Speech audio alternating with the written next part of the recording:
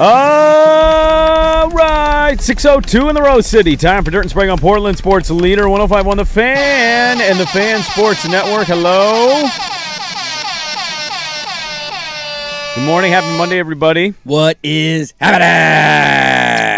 Cutting that open a little close there to almost being 6:01 in the Rose City. A little tight right there, right out of the man. gate. I don't know, man. We're losing minutes or are we gaining minutes? We're losing seconds. We're losing seconds. Speed it up. Come on, U.S. That Open was one week. of the shorter ones. If that's one of the shorter ones, we're screwed. We're losing We time. are absolutely screwed. Happy U.S. Open week, everybody. That's at the top of everybody's mind right now. That's what people celebrate today. They're coming in. We're They're gonna like, championships be damned. It's U.S. Open week. It's the most important of the championships, some would argue. We'll do every segment hole by hole, okay? So 6:27, we'll do hole 1. 6:45, we'll do hole 2. We'll just go hole by hole throughout the week until we get all of Shinnecock scouted. It is the second most important open of the major championships. Yeah. Yeah, you're probably not wrong. And I didn't know where it's played until you literally just said that. Hey, good old Shinnecock, baby. I feel like we just were in Shinnecock. No, we've just been talking about Shinnecock. Where did they for play a while. the PGA? God, I can't even remember off the top of my head. Where the hell did they play the PGA? I swear on my mom, I could have told you for $1 million I thought it was Shinnecock. Where was the PGA Championship? It's an old-ass club. This is embarrassing for you guys. This is really embarrassing. None of you, both your microphones are on. Numbnuts over here isn't playing the game. He's playing Riggins. Do you not even remember either, Swag? This is pathetic. Yeah, I do and I don't. Yeah. Wow, you do and you don't. What you do? That does not. How make do you sense. do, but you don't? That does not. And then you give me no help gas. at all. Aronimic. There you go. Aronimic. Shinnecock, Aronimic, It's somewhat same similar. thing. Shinnecock's hosted before. It's known This for is their carnage. 8th one. Yeah, this is supposed to be the hardest course out there. All right, They were there like easy. We're not going to dive into U.S. Open chat. You know, the last time it was at it was Shinnecock. Brooks. Yeah, okay, all right, cool. Brooksy won it. Thumbs up. Awesome. That was a double There you thumbs up. go. That was a double thumbs up. How was the weekend? It was a delightful little weekend. Other Yeah. than being 100 degrees yesterday, that kind of blew. A little toasty at the ballpark yesterday. Did it get to 100? I think it got close. 93, 94 I thought is it was what, 94 was the Yeah. high. Oh, is that all it ended up getting up Yeah. to? Yeah. I didn't look on the local weather. It just felt like 100 when you're out standing in the sun. We didn't do a lot outside in the afternoon. Got the kiddie pool set up in the backyard. He flopped around in that for a little bit. Thankfully, a decent amount of shade back there that helps, but Oh, that's good. You got some good trees. it was a delightful weekend. Dude, I went to a card show this weekend. I went to the Front Row Card Show. Oh, did you? Yeah. Nephew's getting super into cards, and so they were going to go, and I was like, yeah, we'll pop over and check it out. So I went over, bought Teddy his first pack. He opened it up, thought that was pretty cool. Did he get any cool cards? Nothing of What's value. the best? What's the best player he got? I bought David Robinson probably. Oh. They had a $10 pack of there was like a exclusive Michael Jordan in these 1990 Fleer boxes, and you just grabbed. So I was like, that should be fun. $10 crapshoot. pack, Yeah. roll the dice, opened up on the way home. He thought that was pretty fun. Dude, it was crazy walking around and seeing the old cards and how much some of them are going for and the haggling.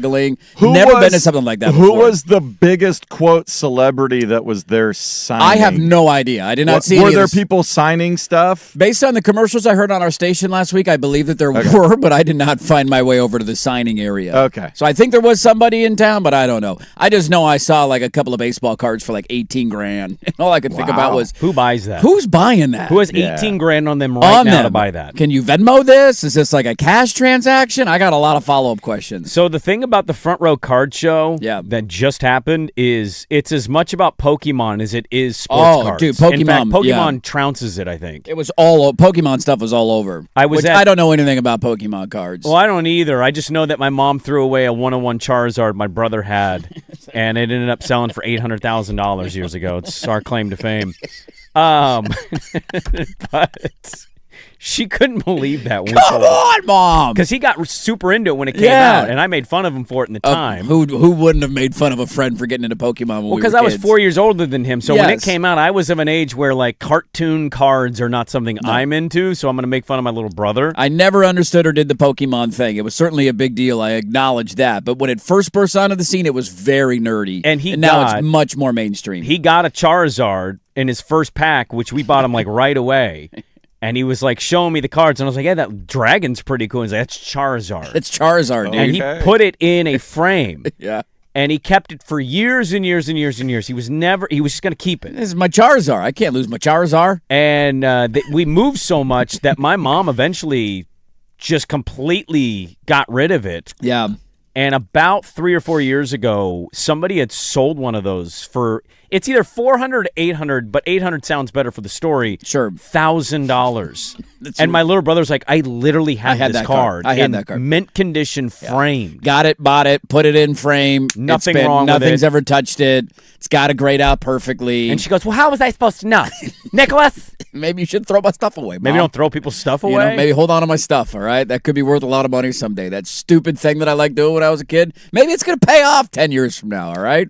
So the best card you ended up getting was David Robinson, huh? Yeah, that was the best card. But it was fun, man. My nephew took cards. He was like haggling. You also realize some of the, I don't know if racket's the right word, but like my brother is getting back into it. My dad has old cards laying around. So we all went and they were looking at getting ones like graded and like, does anybody want to buy and all this? And you realize then you got to go pay your $50 to get your card graded. And then if you're going to sell something, it's only going for $110, but you already paid $50 to get it graded. So learning like how the sausage was made was a lot of fun. It was just really cool seeing all there's just the old historic cards that were under the cases and all the different displays that people had set up. I'd never been in anything like that before, and it made me want to like get back into trading cards again. There was some badass stuff there. Yeah, it's a hard thing to break into though now. Yes. Oh, I'm never going to be at that level. I don't. Yeah. It's no, thank you. But I can get my Kevin Garnett rookie cards out. All right, display those bad boys. Those are still in hard plastic. They're worth like $19.99. The funny thing is, you think you got like a great card, it gets graded, and it's like it's a 7. It's like cool, it's not worth anything. Why is this a 7? Can you show me why this is a 7? There is always what reason it's slightly off. Well, actually, it's not cut perfectly straight. If you look under a microscope. Me and Tubbs did this a few years ago. We went and got a pack, and we were hoping to hit it big,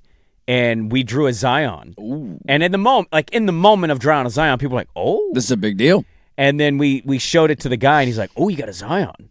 And he looks at it, and he goes, "Probably never going to grade higher than like a 7, 5, or an 8." And like, I just took it out of the package. We're like, "Why?" And he goes, "See the little halo above his head?" And we're like, "Why is that on there?" Why is this my fault? Just bad luck, man. Just the way it's printed. That's so we ended up framing it. It's in Tubbs' house. He's got it framed up in his house. Well, I'd say he just got it in a vault in case it ever blew up, but I don't think it's ever going to happen now. No, probably not with Zion. That is the tough part when you're collecting rookies. You need that player to be good and healthy, and that has not quite been the case with Zion Williamson over the last 5 years. He hasn't quite delivered on his end of your card bargain. No, he has not. Some of the ones that they have now with like the jersey patches, though, that's and like cool. sign. I think the most now I didn't look at every booth. The most expensive card that I saw appeared to be an autographed rookie Walter Payton card. That's pretty badass. And I want to say the price tag, when just walking around, it was like $18,000 was the asking price for that card. That was the sticker on it. What is the current athlete that you would want a card of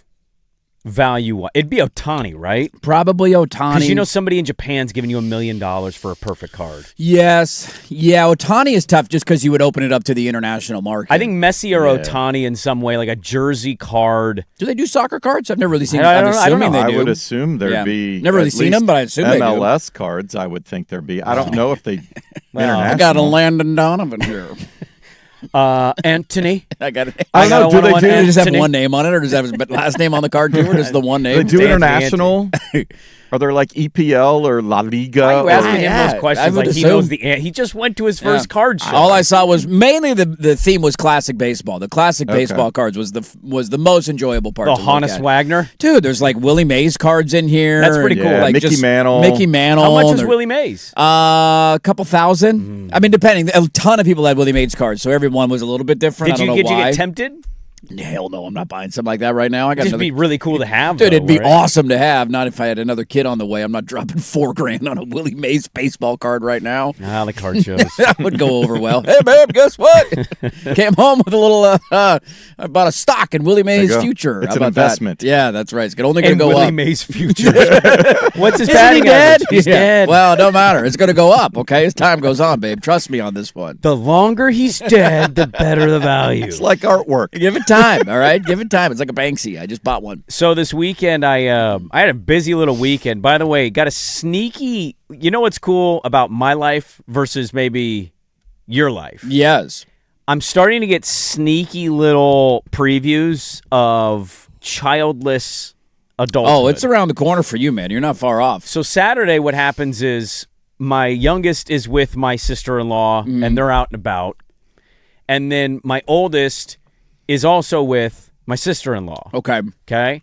So it's the wife and I, and we had like this whole big thing of stuff to get done this weekend, Got a right? to-do list to do. Yes. Well, not to, yes, kind of. So we think, okay, what are we going to do first? Well, my nephew has a baseball game at 8 a.m. in Sherwood. Gotta love an 8 a.m. weekend baseball And game. we hadn't gone to any of his games this year. What are we doing to kids, man? I 8 do. a.m. baseball game? I have a lot on this. Dude, what are we doing? Well, My nephew has this sometimes. He'll play like an 8 a.m. soccer game, and I'm like, I'm not going. the crazy thing to me is Limited fields. it's 8 a.m. and it's like, oh, you guys play again today? Yeah, we play at 2. And I'm like, what are you going to do for 4 hours? We're going to go home.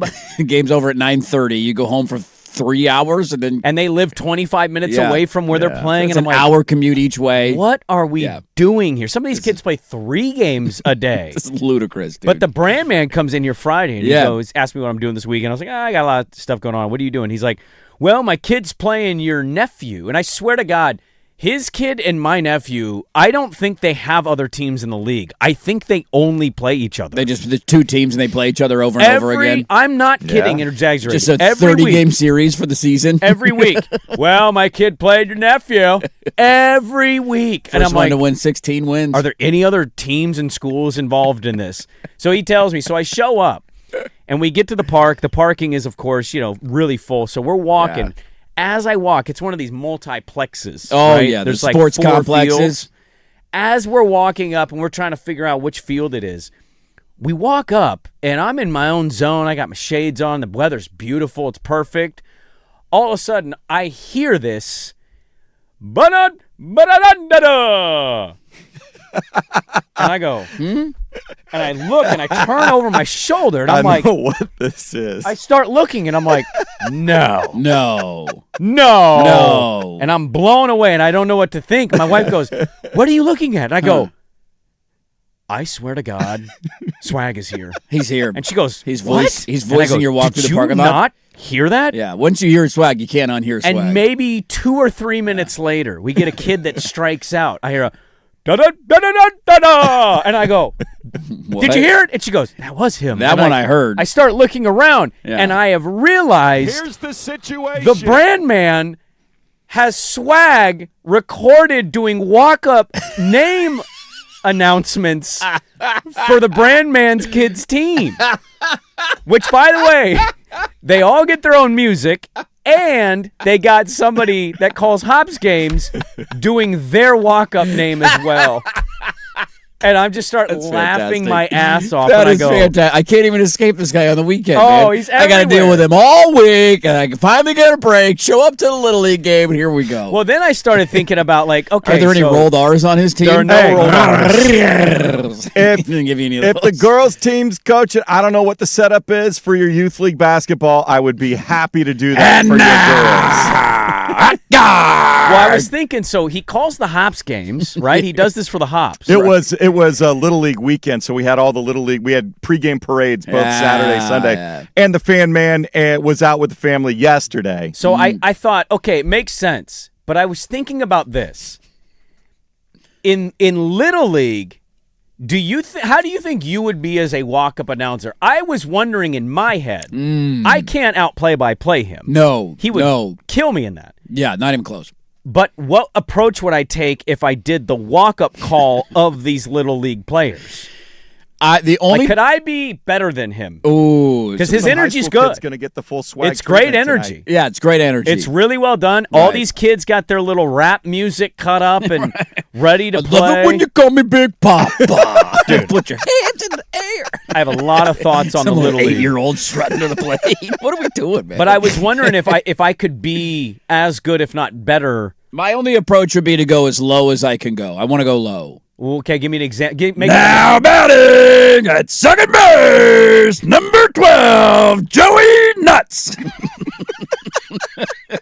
I would go like comical announcer Why voice. did you go Joey? I don't know. I couldn't think of a last name. That's all I got. Nuts. Joey Nuts, dude. Here comes little Joey and his little nuts. He's coming up to hit. All right. So you're trying to go They call him the Bulls. squirrel. You're going Bulls guy. I'm going Bulls guy. Yeah, That's your That's motivation. my go-to guy. okay. The only time I've ever done any sort of introduction, my wife's cousin got married a number of years back, and he asked me to do like a play-by or a announcer intro for the bridesmaids and the groomsmen. and they wrote like a little, like a one-sentence roast of Did you all do, of like, them. standing 5'3". Yeah, I did height and weight, and I did now from, and then hometown, and then they had like a 1 or 2 sentence roast for all of them of something dumb that they had done or That's something, fun. and then I spliced it all together and put some music behind it. I'm pretty sure I did the Bulls music. I can't remember if they had a different song for me to use, but I think it was serious. I You think literally just copied. I think I did Alan Parsons Project. This is all There I you got, go. dude. I got one thing in my bag, and that's it, man. So the other thing I took away aside from this is That's a brilliant idea, though. By the way, what? like Little League Dirt. If you gave Little League Dirt an announcer voice on a walk-up song, are you kidding me? So that's what I figured out this weekend. Baseball is crazy now. It for is these kids. insane. They all all 4 games. I was like kind of because sometimes you got these low points where there's not a lot of hits and the pitches are Walks. getting away. A lot of walks, a lot of stolen bases. So I'm looking around at some of these other games and it's like every single one of them. And it's like, whop, whop, whop, whop, whop, dot, mess them up. And it's like a little 10-year-old coming up. And Let's find the edited version, please. yeah, basically that. And they're all A coming minor. up. A minor. They're all minors. Dude, they all have rap music. They all, you know what they're wearing now? They got their oven mitt gloves on No. for base stealing. They are coming up with like thick chains. Oh God. They look like Atlanta Braves. They look like Ozzy Albies. They have like 4 chains. One kid on my nephew's team has the fakest multicolored diamond necklace I've ever seen in my life. Yeah. And it's thick. It's a big old thick chain. They got all the gear. Their bats are like, one kid's bat looks like a number 2 pencil. It's I've just seen like those. crazy. Looks like Yeah. a number 2 pencil. It's crazy, man. They got all this gear. It's Look. just the game has changed. And then Yes. in between innings, they had music. Oh, you got to play music in between innings. They Come on had now. music Yeah. in between the innings, and I'm like, what Slide is to the this? left. Everybody in the stands gets up, does the cha-cha slide. I will say for kids nowadays, their gear and equipment is way too available. That's the problem in society. Way too When available? It's easy to get. You can go online and order it. When we were kids, and Swag obviously growing up in the 20s, it was much different for him. But when we were kids, I had to get one in there. They Sorry. had to make their own wood bats. They did. They had to whittle them down from a tree like Wonder Boy. I got a game tomorrow. Is it done? We would get like an East Bay catalog, and you would look through it, and Yeah. your parent, my parents would never buy me anything. My Christmas list would be nothing but East Bay wish lists of this sleeve, Pages 2 through 45. this visor, this whatever arm thing, and none of it would ever show up from Right. Santa Claus on Christmas morning, and I would be depressed. But you know what? It was good because it kept me from looking like an idiot. When we got older, if you wanted an arm sleeve, I'll never forget my brother taking one of the long soccer socks and just cutting the foot part off of it and wearing it on his arm as like a solo sleeve in JV football. Like that was our access to those things. Yeah. And now kids everywhere can get oven mitts when they want, even though none of them slide hand first. No, none of them do. I don't think they're allowed to, They all actually. slide feet first, but they have these giant oven mitts sticking out of their back pockets. Like they don't even fit, man. Dude, Little League sports are just way cooler now than they were when we were Oh, kids. I can't blame any of them because if you put me in this era as a kid, I would want every single one of those things. I was What telling my kid wife, I'm wouldn't? like, dude, this is so much cooler than when I we would have had played. the eye black on. I would have had big shades. I would have had necklaces. Like if you gave 10-year-old Dirt that option, I would have been grabbing all that stuff. The coolest thing about our youth baseball with Little League was Burnside Field just existing because it was like a mini stadium off Burnside. That was it. That's all we got. We man. weren't doing anything else. There's no walk-up music. What are you talking about? The biggest deal in youth baseball was when you ever got to eventually play in a place with an actual dugout. Like getting to a stadium or like Walker, which now where the Pickles play, we eventually in like Babe Ruth, you'd get to that point if in you middle have school. a fence, you feel cool. Fence is cool, A fence and is then an cool. actual like you're walking up the stairs of the dugout to get on the field. Oh my God, that's like I'm in the show, baby. I'm in the show. It was the one game I showed up to. Brandman's kids team, like they got obliterated by my nephew's team. You're the good luck charm. And his wife goes, "This is the game you go to," and I was like, "Good timing by me." Yeah, that's right. Your kids' team sucks, man. What's up with that? I didn't say that, but I did feel bad because dude, it's such an early start time at 8 a.m. was brutal for a Saturday morning. And one team seemed a little more like we're not awake yet versus the other. I think you're going to get that for half of the game when it's 8 a.m. for kids, man. Brandman was playing a lot of psychologist, a lot of two hands on the shoulders. It's okay, guy. Yeah. Guy, it's okay. He's the Ted Lasso of youth baseball, people tell me. Not even the swag call-ups could get them going quite. He was very complimentary of his coaching skills. They had never done much. He said this year they're winning games, doing things his youth baseball league's never done. I can't tell who the head coach of the team is, by the way. Brandman, I don't think is It's kind of a rotating cast of like you take the responsibility on? Well, I think He's taking Brandman a lot of the encouragement. Was it? Yeah. Yeah, a lot of the. Is he a Yeah, good clapper? Has he probably got a good that. Jason Garrett clap? He's just he's hand Yeah. on shoulder guy. Hand on shoulder. Hey guy. I'm hey here for guy. it. That was a strike zone's not there for you right now, guy. It's okay, guy. Just keep throwing. You're good, guy. You got it, buddy. Hey, Hey, let's go, baby. Let's Ridlin. go. Hey. Ridlin. Nice cut. Hey. Nice cut, There we go. Ridlin. There we go. Let's go. 12-1. I'm sorry. We got a busy show today. We do. It's a lot going on. It's a championship Monday. A championship Monday. They're both over. It's all done, man. Yeah, we have nothing else to look Nah, forward to. it's all Well, we got over. soccer. We do. Got the World Cup. I It believe is that U.S. we will Open win. week, if I you believe heard. that we will win. It is US I Open. believe that we will Yeah, the win. U.S. We play Australia.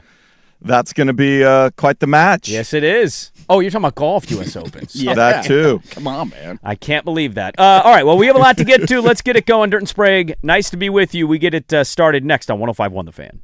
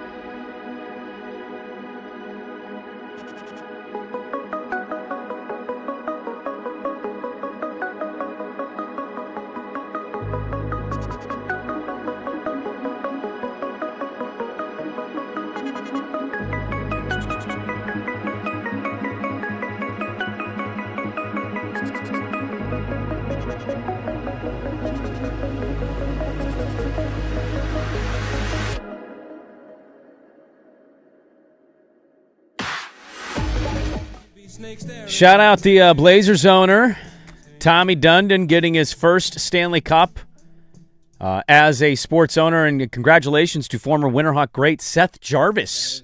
Seth Jarvis getting a cup, man. That was cool. Dude, it was really fun. We weren't sure on Friday if we would get both series to end, or would they still be going, or would one be going. Both games were good. They delivered, kept you around. Obviously, you end up getting the shutout there in the final game of the Stanley Cup final, and I was reminded of, not only is the handshake line after the win one of the cooler things, like we'll get to the NBA Finals, Wemby walks up the floor, doesn't say anything to anybody. You get these like controversial moments from players who do or don't do the right thing or whatever is expected of them in that moment. Oh, I got a take on this. You got to have takes on that. The handshake line is one of the greatest traditions in all of sports, and you get it at the end of a culmination of a hockey series, no matter what round it is, but it obviously means a little bit more in the Stanley Cup final. And then the other part of it that I truly do enjoy, and again, it was on display because we saw it on Friday and then we saw it on Sunday. It's the only sport I believe. Now, I was trying to rack my head on baseball because I can't remember exactly how it works in baseball. But to my knowledge, it's one of the few or only sports where you hand the trophy direct. I mean, you just hand it to a player. And you have like a little photo shoot there with the captain of the team, with the commissioner and the player, and then he lifts it up, and then he hands it to a teammate, and it's not handed directly into the hands of an owner who nobody wants to hear from, because that happened on Friday, and I'm like, get this drunk jackass off my television. Can I hear from Jalen Brunson, who just scored 45? No, baseball, they give it to the owner or the, that's what I thought. Or the representative of the team. And I know in the NFL they obviously do. You got to hand it to the owner. So the hockey owner. is a one-on-one in this. It's a one-on-one. It goes to the captain. Captain of the team and on the ice. You go through whatever order you want. Then he hands it to somebody, and then that player hands it to somebody, and every player skates with it before anybody else touches it. Yeah. So Tommy Two Nichols was down on the ice. He eventually held it and lifted it up. Yep. And I was watching the coverage. I still had it on TV, so he eventually lifted it up. But I was just reminded of that's. When you're a fan and you see a team win a championship, you want to see the players celebrate like they won the championship. The owner, I don't know, it's more out of sight, out of mind. You're thankful, appreciative of your efforts. Thank you for that. But let's let the players celebrate with it. Well, I wanted to get to an angle of the game, but now you're making me think about this. Like, I was wondering, watching Jim Dolan get the trophy. Him and his fake teeth. God, dude, Freddie Freeman line too. Dude, those teeth were huge. Way worse than Freddie Freeman. Teeth, dude, man. Jim, congratulations. I'm just so excited. I've had 37 glasses of wine tonight. Next fans, it took a while, but we've done it. Everybody's booing him like, you're a horrible owner. Get off of the stage. But I was thinking, like, if I was an owner, now it's easier said than done because I didn't grow up on third base the way Jim Dolan did. Yes. But if I came into money in my 50s, bought a sports franchise. You're the owner of the team. And I'm the facing owner. You're the guy. You own the Carolina Hurricanes. You want the trophy first? No, if I owned a basketball team, because I think if I owned a team, I'd want to do basketball the most. Okay. I'm pretty confident in telling you I'd be there celebrating with them. I would not be the first one to grab that trophy. Yeah, or be the first one to be interviewed in the aftermath celebration. I actually don't want to be interviewed. No. Let them do it, and if you catch me in the tunnel, want to ask me a question for a quote, I'd give you one. By all means, the little press gaggle in the aftermath of it. But Jim Dolan did nothing in Game 5. Jalen Brunson was legendary. Yes. I don't need Jim Dolan first. I need Jim Dolan never. How about the head coach getting an interview first before that? What are we doing here, We need to get to Mike Brown today. Yes. Who let the dogs out? Who? Who doesn't love a good who let the dogs out? He's a great example of don't stop even when you don't have it the first time. You keep it going until you get somebody going with you. And that is a great, this is why we're radio broadcasters. That's what the Carolina Hurricanes were, man. They were, for 8 years they've been a playoff team. Yeah. They've been the little engine that could. They've been good. They've been close. Lost 3 or 4 straight Eastern Conference Finals. Yeah, you're a round away from going to the Cup, and you just can't quite get over the hump. And you tinker and you add, and you just all these thoughts about is the coach right? Is the composition of the roster right? What do we need? It just they have been a team, and I thought that was the fun part about the weekend as a whole for me as a sports fan. Lord knows on Mondays after championships, if anybody's going to come in here and dump in your Cheerios, it will be me. I'm anti most teams that win championships. We haven't had a great run like OKC last year. The Dodgers have won back-to-back. Seeing the Seahawks win, for me personally, wasn't that great. So we haven't had a great run of champions as of late. This was a weekend where it was like, man, those were the two teams that I desperately wanted to see win. You don't think we've had a good run of champions? I don't think. Not in terms of I'm not saying not compelling, but teams that I want to root for, that I want to see win championships. There have not been a lot of those. The cool story of college football, chopped the head off of my football program in the semifinals. I was going to say, that's a pretty cool champion. It's dude. a great championship. Crazy. I understand it. They didn't chop you the head of your program off in the semifinals. No, you did that to us. You left us. It's all our fault. We've Not been USC's at all. So that was the fun part for me, and I think both teams are very similar in that angle of they've both been close. They've both been competitive. They both have taken their lumps and tried to get over the hump and added a piece here, tinkered there. One team has changed coach. The other has had the same coach the entire time. But to see Carolina finally get to the mountaintop, to see Jordan Stahl be the oldest Conn Smythe winner in the history of the league was really cool. I think second longest is what I heard, a run between his first cup and his second cup. I think Chelios was the only one more. It was a 16-year gap for Chris Chelios. Sounds about right, because I think he won it in 09. Yeah, and then 2026, so it's forever ago. And then the other compelling angle of it for me was you had really fun, emotional, relatable stories, I think, for both teams. Like, and for Carolina, it wasn't the story the entire run, but it became the story at the end. But the Bussey storyline of him coming in as a goaltender, had never played in the NHL before this season, had been in the AHL forever, and then he gets a shutout in the clinching game of the Stanley Cup final. Hot goalie, like, dude. You just cannot, you can't write the script any better than that. And made for a really fun Sunday. The celebration was a lot of fun. Their arena was sold out. And so it was a great Stanley Cup final. Didn't get the Game 7, but I got no other complaints. Well, they lost Game 1. I'm curious, just your thoughts. I don't know enough about the sport. And maybe it's just as simple as this. One team won 60 games. The other team won 39. Maybe it just boils down to that showed itself at the end. But after losing Game 1 to win 4 or 5 games, that's pretty impressive. Yeah, against that team who had been playing as good a hockey as anybody. I mean, they at the swept end of the year. Avalanche right out of the playoffs. It's a tough one because Vegas kind of broke everybody's brains for a little bit. Their regular season and their postseason didn't mesh. It didn't compute, and you didn't quite know how did they get here? How do they pull this off? The Knicks were a much more successful team. The Knicks kind of had that too, though, for people. Going into the Eastern, a lot of people thought they were going to lose in the first round of the playoffs. Well, I told you, remember we picked. We thought Atlanta might be a fun. New York could be a really spicy fun. And then they were down 2-1, and everybody thought, here Knicks might be out the first round after firing their head coach, and then they end up winning an NBA championship. Right. There's a lot of similarities, I think, for both sports in that regard. But yeah, to turn it around like that, Vegas' biggest issue was Carter Hart. He was terrible for their entire postseason run, and it just reared its ugly head. And you needed to score 5 goals in order to win. It was the first time all series he held them below 4 goals. Ironically, they didn't help him it out. Did they not have a backup goalie they could go to? It's former Portland Winterhawk Aiden Hill, who won a Stanley Cup with them a couple of years ago. Torts was like, he's stuck my with guy. I'm sticking with my guy. He did the De'Aaron Fox thing. He's like, this is my guy. He's got us here, and I'm sticking with him. Interesting decision, because on the other side, you got Brindamore. Yes. He's looking to win his first cup as a coach, manager. He didn't hesitate in the series. He went to a guy that was Now, undrafted. there is some indication that Freddie was dealing with an injury of some sort. And they were just being hush-hush about it and didn't want it out there. Okay, but we see goalies get replaced in the playoffs. It happens, yeah. It's pretty regular, Guys I think, can get pulled, and another guy can get pulled. hot, and sometimes you ride the hot hand, sometimes you go back to the original starter. I think in desperation hour, if my goalie's not good, you just have to make the tough call and say, dude. I said it on Friday. I would have sat him down. He gave up 4 goals in 5 straight games. Like, he was getting shredded. Yeah. The first one that he gave up was a pretty soft goal. Like that one went right under his armpit. That one's you got to come up with. It was a good shot from Taylor Hall, but it was a breakaway he sought the whole way. That one you got to come up with. You got to make that save. And so that was their biggest issue. And then it was just Carolina. Carolina got their power play going later in the series, and once they did that, it was kind of over. As soon as you mentioned that on the show, it seemed like they scored every power play. They did. They ended up cooking there. A fun story, and I love these little angles from coaches. Brindamore is an interesting guy because he's the only person that you kind of associate almost with Carolina, because he was there as a player and won a cup. He's been the coach now for nearly a decade. Like, he is Mr. Hurricane himself. His lifting of the cup, his interview stuff is hilarious. He's a fascinating character. But I saw this after the game. So Sebastian Aho, who's been one of their longest players, finally wins, breaks. So he's been with them his whole career.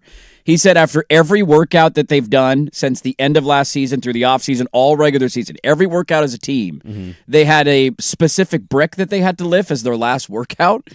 And they had to lift it over their head. Is it the weight of the Stanley Cup? And it was the weight of the Stanley Cup. And he told them after the game that none of them, maybe some of them connected the dots, I don't know. But it was just like, you got done doing, this or that, squats and this. And okay, everybody lift your brick. 35-pound brick. There you go. Brick, put it back down. And that was the end of the workout. And then he told them after they won the cup that the brick was the same weight as the Stanley Cup. So I was watching Dolan lift the trophy, and it looked like for about a half a second there, I feel like you can see his arm shaking as if he's struggling to lift the trophy over his own head. I'd imagine he is.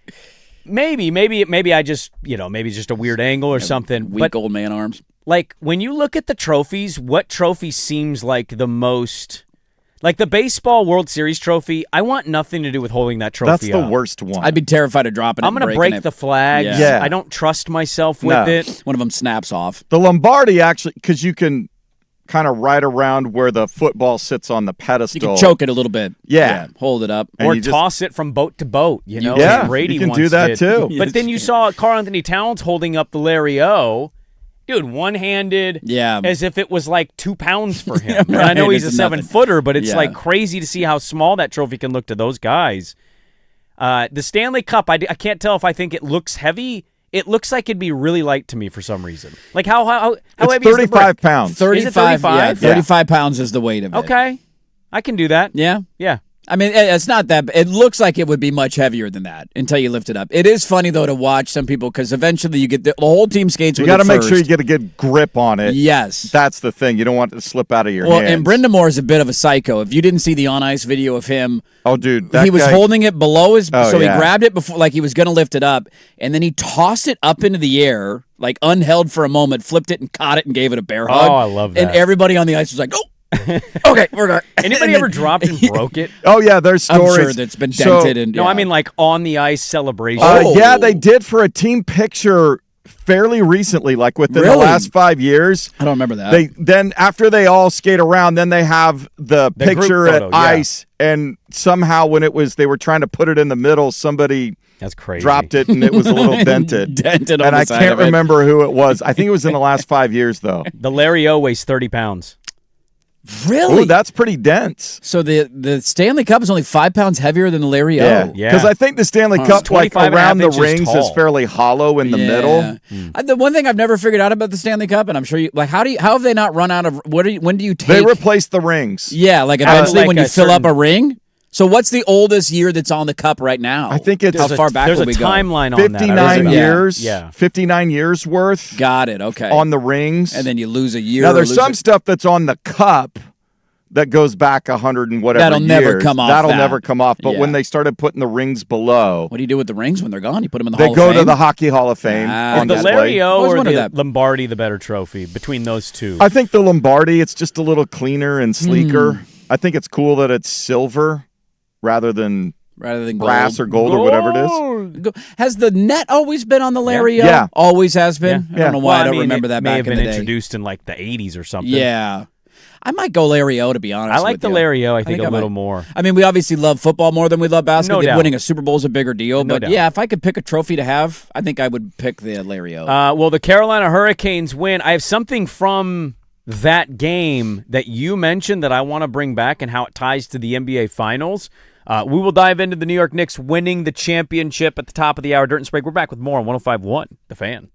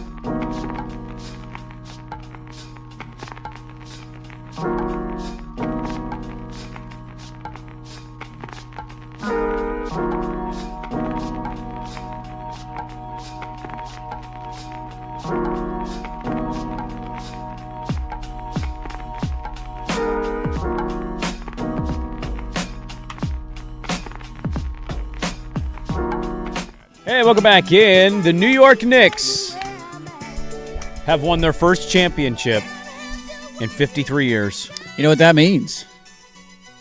Now, in one way, this is not true, but in another way, I believe it is true that we now have the longest title drought in the NBA.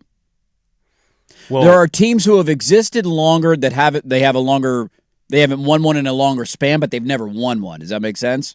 Yeah. So in terms like of Minnesota droughts, and Phoenix, right? Sacramento, yeah. like there's some teams have never won it. Yeah. But when you're counting the drought, New York ended their title drought. We now have the longest drought in the NBA.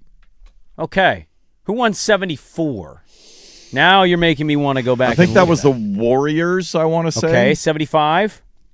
This is right in your sweet spot. This is right in there. Yeah, right in your prime. Lakers might have won one in there. Okay. All right, what are we looking for? 74 was this. So 73 was the Knicks, obviously at the end of their drought. 74 was the Boston Celtics over the Milwaukee Bucks. Okay. 75 was the Warriors over the Bullets. Yep. 76 was the Celtics again. Shocking. Okay, over and then the Suns. And then it's us. Sonics. Then it was the Bullets over the Sonics. Yeah. And then the Sonics over the Bullets. Yeah. So it's us and the Wizards. Yeah, we got them. They got us by a year, or we got them by a year, depending on how you want to define that. So we now have the longest title drought in the NBA. Well, that's pretty awesome. So I was watching the end of that hockey, and we'll dive into the NBA Finals. Our championship owner is going to give us hope, right? He's going to lift our wings, be the air beneath our sails. I should have asked you guys this off the air, but I'll ask you on the air. Look, do you ever say something off the air to people in your orbit that you never think is going to come back to impact your on-the-air stuff? So about a decade ago, I snuck a friend of mine into a Blazer Knicks game. Okay. Claimed he worked at the Fan. Mm-hmm. Got him media credit. It's when the Knicks sucked, so I didn't figure I'd get it's not a huge, for this, right? Yeah. Nobody knew. I was like, he's a producer. Nobody's ever done that before. No. This was a long time ago, okay? Never happened before. Anyways, he met Carmelo Anthony. Thought that was a really big deal, right? Like, he was in awe that I had this kind of access. He's like, this is what you get to do every Blazer game? I'm like, yeah, it's pretty cool. Anyone I want to come to, I can, yeah. So he's a big Knicks fan. Yeah. I told him, because every year of my life, he has claimed the Knicks are going to win the championship. This is the championship year. This is the year. And he's like, if they win, though, I have to be on your show. And I go, yeah, sure, okay.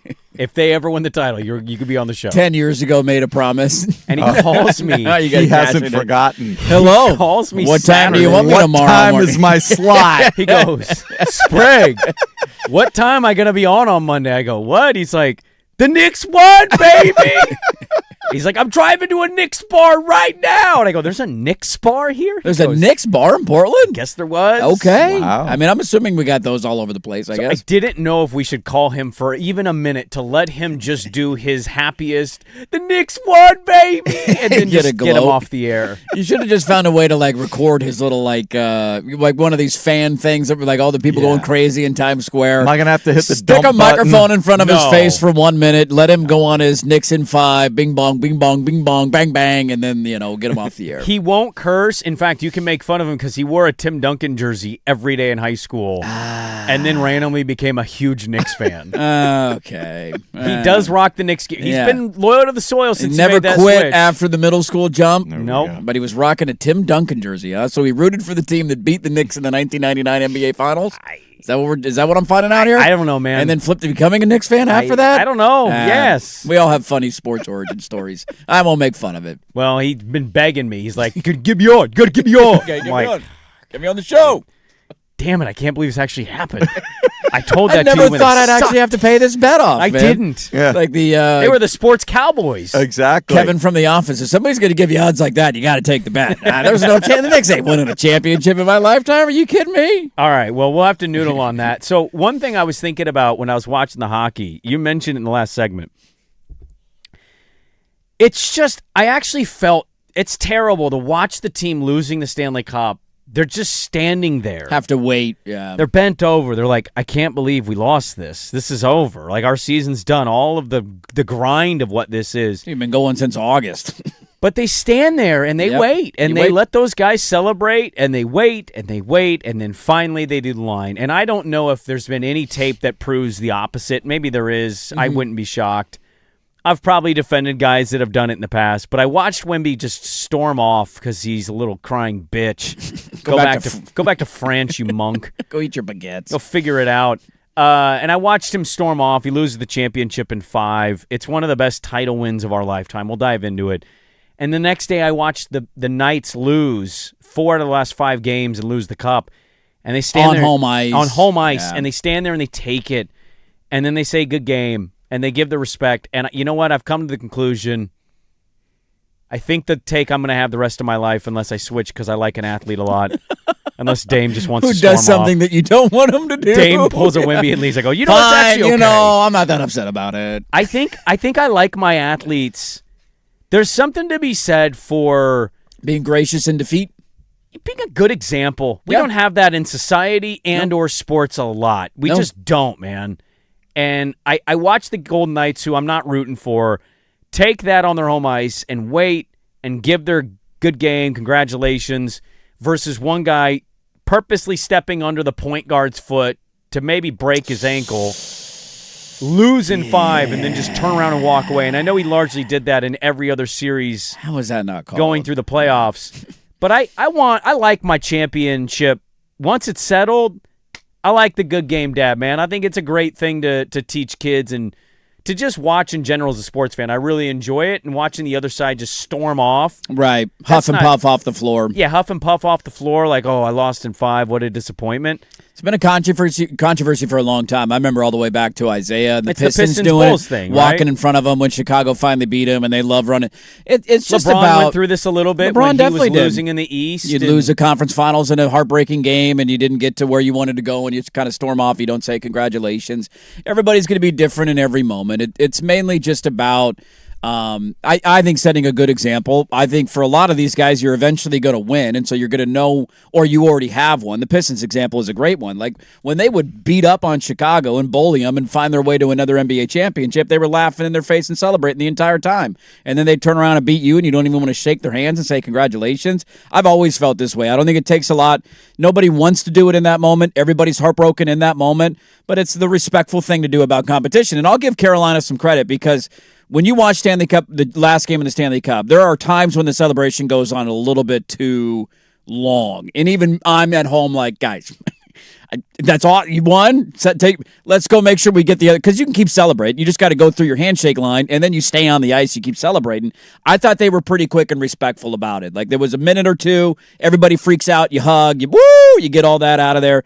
All right, go do our handshake, and then you get back to celebrating. So you try and not let it linger on for 10 minutes while the other team has to stand on the other side of the ice. I'm with you on the time of it. I don't like, this is a weird thing to say, I don't like when they immediately say good game to each other. Not in hockey. I know hockey's a little different, but in like basketball, like when the Warriors lost the 3-1 lead to the Cavs, it was instant hug each other. Oh my God, we did it. Yeah, let the other team celebrate for a second. I like to see the jumps, celebration stuff first, and then kind of hang around on your bench. You're not in anybody's way. Wait till they come in, and then you kind of give them a moment. Let them enjoy the what they've accomplished. It's a lackluster feeling when they instantly just go up and start dapping up. It's like makes it feel like a regular season game. You won the title. Yeah, celebrate that you won the title. Yeah. Then tell them good game. It's not a February 19th game. Okay, it's a little bit of a bigger deal. Yeah, it's a massive deal. So Tom Dundon and the Hurricanes end up winning the Stanley Cup yesterday, and the New York Knicks have won the NBA Finals the first time in 53 years. Hour 2, we kick it off.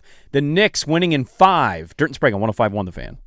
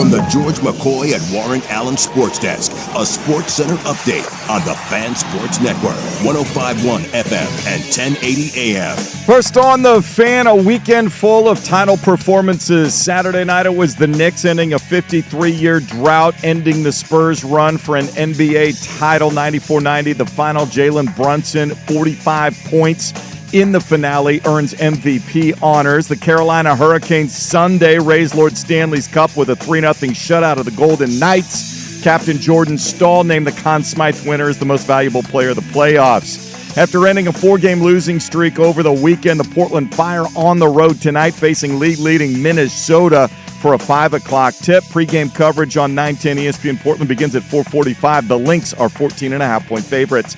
Jason Swigard from the George McCoy at Warren Allen Sports Desk. Don't call your mom. Call George McCoy at warrenallen.com. This is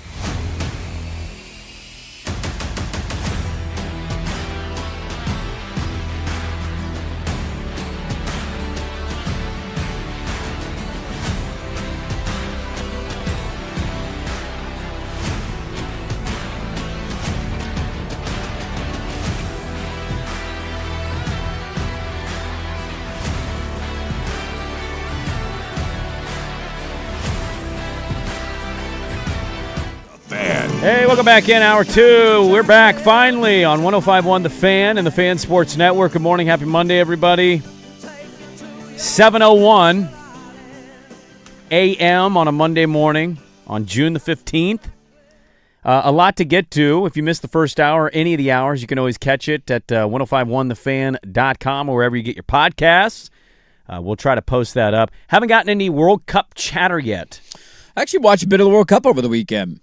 It ended up higher on the ranking list for me this weekend than the World Series. I did not watch any of the World Series, College World Series. Oh. That was out of sight, out of mind. But I did watch a decent chunk of the World Cup. I had the Japan and Netherlands game on yesterday. It was a fun back and forth game. Yeah. Watched the U.S. obviously on Friday. It's been entertaining so far. I would imagine the World Cup pretty happy both the NBA and NHL titles ended over the weekend. Yes, opening weekend, they had a standalone game for USA. Got a clear runway now for the rest of their run. Footy time. Well, we could talk a little bit about that. Some are calling USA's 4-1 win over Paraguay the greatest performance in U.S. men's soccer history. We could talk about that at some point today. Yeah.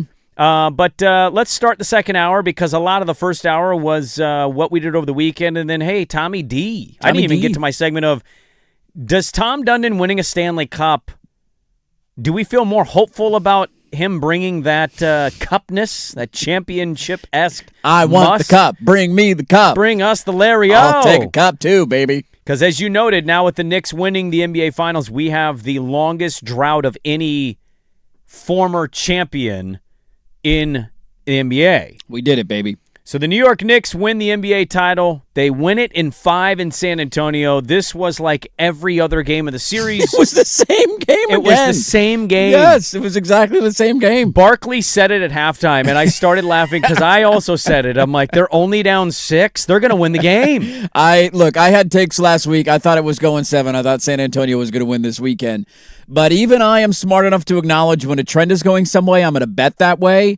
And I have now funded my Spraguing the Line football season DraftKings account by Knicks live moneyline bets in this NBA Finals. Because I did it again on Friday night. I live bet them when they were down 11 in the second quarter, and I got great odds. Yes. And so instead of doing my usual moneyline bet at the start. Yeah, you just wait because you know they're going to be down at halftime or in the third quarter. I waited. They were down double digits. I'm live betting it. Boom, getting better odds than I would have gotten the money line. Yeah. Thank you very much. I did it again. There's a lot in this game. We got a lot of audio we're going to get to today. Right. I'll just start at the top. That's one of the best performances in NBA history, what Jalen Brunson did. 45 points in a closeout game. He's the first player to do that since Michael Jeffrey Jordan did it. The Black Cat. Close. As Reggie would call him. It's actually his nickname. The Black Cat. Crazy that I never knew that my whole life. It's MJ, it's Air Jordan. What about the Caramel Cat? Who can forget the Caramel Cat? Who can forget about the Caramel Cat? And the Black Cat. The Black Cat. But we have not seen a closeout performance. No. I mean, that's him. It's Giannis. Yeah. It's a closeout. It's the most. Let me correct the record here.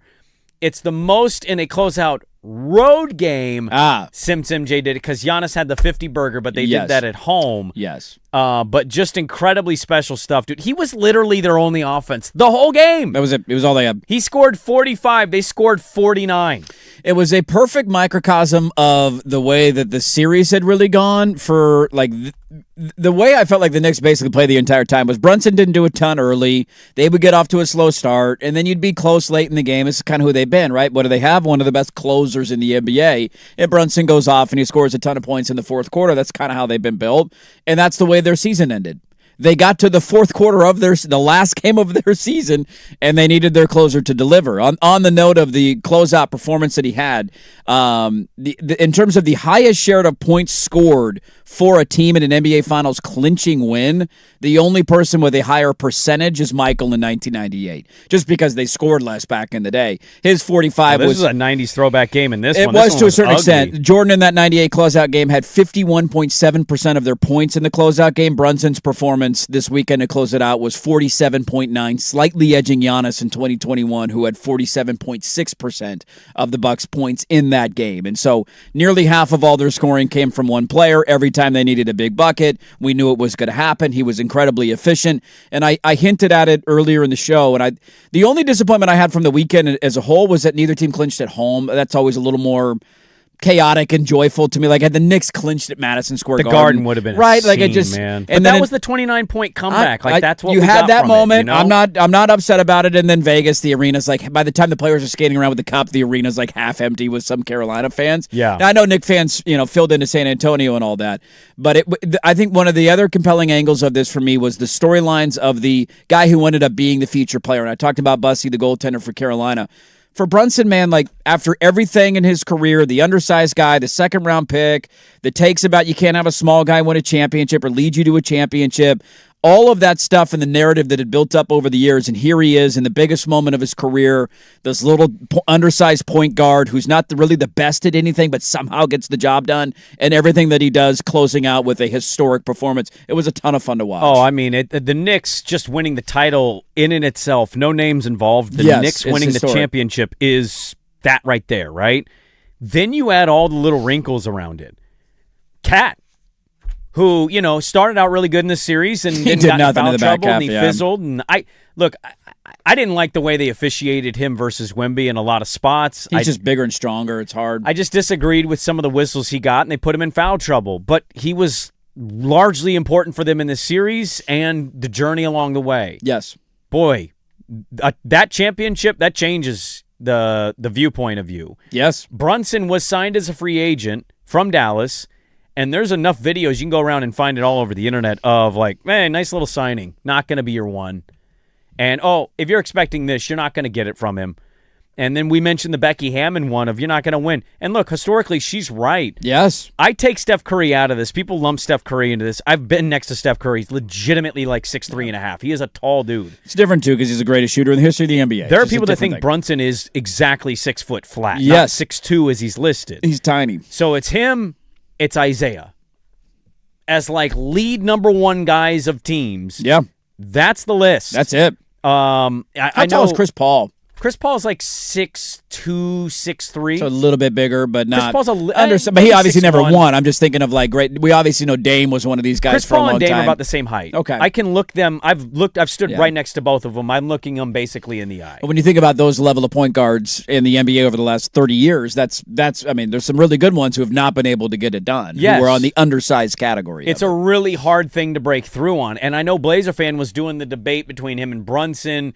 And, if Dame would have got this, and I'm not dismissing the idea of what people are throwing out, the argument is just that Brunson just continues to have the career he's having for the next 4 to 5 years. There's going to be a lot of people that view him higher up all time than day. Without a doubt. I mean, I think there's Winning probably some people who already do it. No doubt about it. Because championships is what matters most for some NBA fans. 45 and a closeout for a title for a team of that market, that caliber, that dry spell, it just hits incredibly different. Here's Jalen Brunson. Didn't have a lot to say, but here is a little bit of his back and forth with Lee Salters in the postgame. You're obviously feeling a lot of emotions. Can you tell me just what you're feeling? I don't know what I'm feeling. I'm just I'm in awe. I don't know.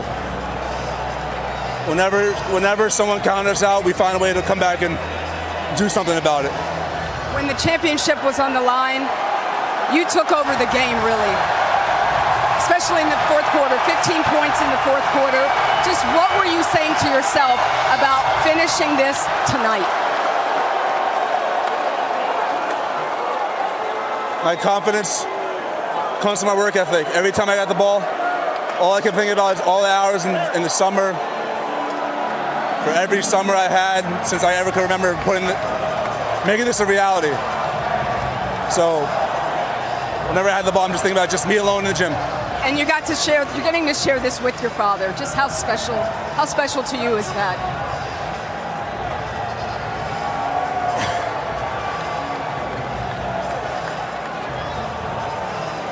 We can see it. That's it then. You can see it. Pretty emotional there when, thinking about winning the championship. He hugged his dad right away after he dapped up Mitch Johnson. He is the finals MVP. Now, some people, he's a little debatable in the post-game interview topic. He's won the title. It's a monumental moment in sports history. Not a very lively post-game, but I get it. What do you suppose? I mean, that's a hard moment to be in. Dirt wants him to do this. Time to drop trowel and hog out. That's right. And not everybody's going to be Kevin Garnett. Let me do the scripted Adidas thing. Anything's possible! But let me do it backwards and screw up the promo for Adidas. Where's my Cleveland? This is for you! Where's that at, man? You're not even talking. She's asking you questions. You just won the championship. I'm going to tell you something. Say something, man. You're on TV. I'm going to say this. I totally get it. I do. Watching him weirdly as not a Knick fan, but rooting the emotions made you emotional. It kind of did, Did yeah. It? I was feeling what he was sending out, and it was like, this is who I am. I'm not faking this. I didn't script this. He couldn't even talk about winning it with his dad. He got so emotional. He knew he was going to lose it if he started talking. Can't even have you walk out with Papa John's to midfield. I can't even have you do that. Papa's in the house. Papa's in the house. I'm a franchise owner now. That did not age well for Peyton. Riding off into the sunset. But even that cut, even though it's only 8 seconds. No, I'm with you. There's an element of the summers, it working all those days. Dude, I think if you played any sport ever and you worked hard, whether you were a pro, a college, or not, a lot of people put in a lot of time playing sports to be good at it. God, yeah. If I ever broke 70, that would be my. If I gave you your post-golf round interview, you shot a 77 Friday at Stone Creek, and I put the mic in front of you after. How you feeling, Sprague? I'd legitimately be blank for 6 seconds, and I'd be like, do you know how many rounds I put in summer after summer?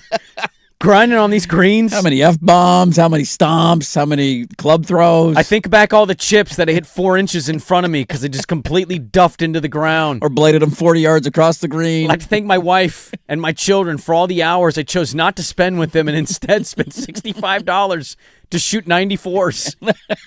You know what it was like? If I'm there when you break 80, we're definitely doing that because that would be a hilarious bit. That needs to happen. I don't really booze anymore. I'm getting housed if I hammered. ever break 80, dude. Time to party. We're Ubering home. Running through Manhattan on Saturday night. It wasn't I get the emotions can definitely lead you to be emotional. It wasn't necessarily just a Brunson thing for me. I felt like that was everybody until Mike Brown stepped up. There was just a melancholy of their interviews in the aftermath. Ernie kept trying to pull anybody else. Somebody else come up here and give me something. You didn't think Cat was good? I thought didn't Cat come after Brown? Cat was last. He went I think at Ernie the end. forgot about Cat. And I was at one point are we going to interview Cat? Cat's been here for a couple of years, pretty big name. He's been around. It just I don't know. That was one take. That didn't seem to be the most lively bunch of interviews, which is fine. That's that's a very baggy choosy thing. And then Mike Brown came out with a Who Let the Dogs Out and totally redeemed himself. Did we pull that swag? Did Dirt send that one to you, Mike send Brown? I forgot to send that. We need to send it. We need to get to that today. That should just be a drop in general. I think we just need more dogs out in society. Like, I just think we're a better people if you ask me. If we ask who let the dogs out and you bark back at me. I like Cooley, if you're listening, let's close our better society. Let's close our sales meetings every day with a who let the dogs out. Who.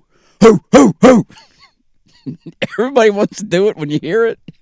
You know you do. So I think I can share this story now. Should we open the show with a who lets the dog out every day? That's the new bit. The day our overlord, Ryan Cooley, was announced as the new overlord. Yes. It's a big day for him. He's been at Odyssey forever. He's been grinding. He had a run here. Yes. He left back to East Coast. He had a great run there, and he's like, you know what? I want to go back west to my roots. Climbing up the ladder, one rung at a time. Came back. He finally got... He's the big cheese, man. He's the big cheese. He's sitting behind somebody who no longer works at Odyssey, who's in town to announce, hey, he's the new big cheese. Yeah, we have a new big cheese. And that guy doesn't go, hey, thanks for being with us today, everybody. It's a big day for Odyssey. We have a long-time worker who's busted his ass to this point. Let's give it up. Instead of just being short and in, hey, it's his time, it's his cheese. Let's have him have his moment. He proceeds to go, yeah, you know, I work in Houston, and I live next to scientists. And did you know rocket scientists like tequila? And I didn't know if I should party with them. And you can see that was the basis of the story that somehow took 10 minutes to get there. It was, and he lost the entire room. Everybody's like, "What's he talking about?" What is ended up being happening? a rocket scientist drinking tequila. And then he's like, in conclusion, rocket scientists like tequila. Like, what? Everybody give it up for Ryan Cooley. You know what he should have And done? you could just see on Cooley's face, what the hell was that?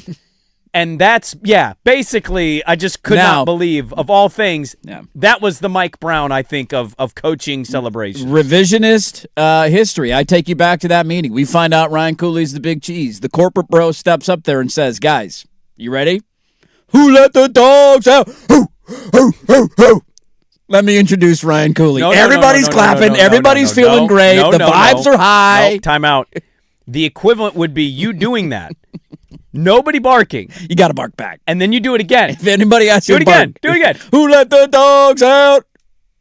So you can't leave your head. Who let the dogs out? He just kept you going. Just keep going until Mike you get it. Brown kept going. You got to keep barking, baby. We need to get that audio. That was a great moment. Let's get to the radio calls, the TV calls, the Knicks winning the championship first time in 53 years. Let's run through. This is their regular TV guy who just happens to be the lead national voice, Mike Breen, who I thought did a really good job removing himself. Absolutely he did. And then kind of plugging it back in because he should. He's been with the team for a very long time. He's a lifelong, like, is he from, like, he's a Knicks fan. He grew up in New York. Been a Knicks guy forever. He's connected to it his whole life. Here's Mike Breen's call on ABC. 4-point lead.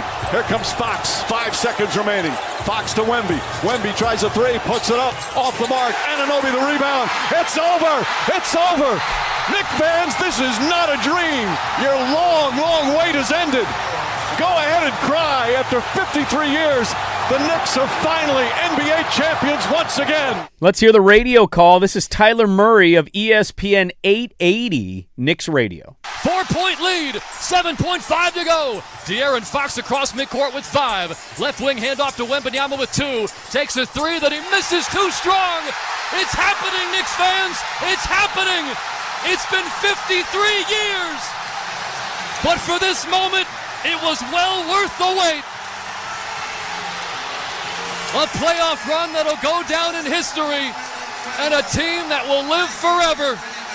Next stop, the Canyon of Heroes. The New York Knicks are NBA champions. How do we grade the radio call? That was pretty good. Because that's the pretty team solid. call. That's a team call. I thought Breens was solid as well. I'm with you. I thought he did a terrific job the entire series. That's so challenging. Like, when you're calling a historic moment, you know it's an audio record that will live forever. Like, you're the radio guy of the Knicks. They've ended a half-century championship drought. Like, that's a call that Knicks fans will remember forever. A lot of pressure. I thought he delivered. I'll give it an 8.7 out of 10. That was good. That's a pressure-packed situation. Super pressure-packed. You do not want to trip over your words. Say something stupid or not funny or not, like, you got to try and capture a moment that's hard to capture because it doesn't happen in 53 years. And to the Brunson point, you want to feel authentic. You don't want it to feel too scripted, right? Very true.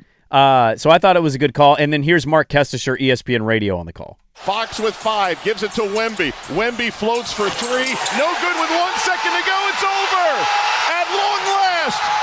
first time in 53 years, the New York Knicks are the world champs. 53 seasons. A generational drought is over. And Jalen Brunson leads them with 45 points, embracing his assistant coach dad, Rick, in tears. Knicks 94, San Antonio 90. The Knicks are the 2026 NBA champions. That's a good call by Kestisher. It's a who's solid really good. call. Right down the line, hit it perfectly, summed up the historic nature of it. A lot of fun on Saturday night. There's obviously a lot of audio. The city went absolutely nuts. Buses were lit on fire. Burnt down. Guys, man. grown men were crying. Oh, they done lit the whole bus on fire. Nah, twin. Nah. One of them was a World Cup shuttle bus. They lit a World Cup shuttle bus on fire. Did you see it the next day? Just still sitting Just there, some smoldering. charred to hell. Yeah, we'll get to it tomorrow. There man. was a Don't worry bus about it. driver A that little literally busy. stopped driving his route, got off, opened his doors. They were blasting rap music, and he started dancing. He twerking wanted to and get in on the dancing in moment. bus. Some of the people driving through, I'm just like, what did you think was going I to know. happen? What are you doing? One of the funny things was, though, because they do tours through like Manhattan and Times Square and all Yeah. that. And they have these like signs, and they're all wearing like tourist T-shirts.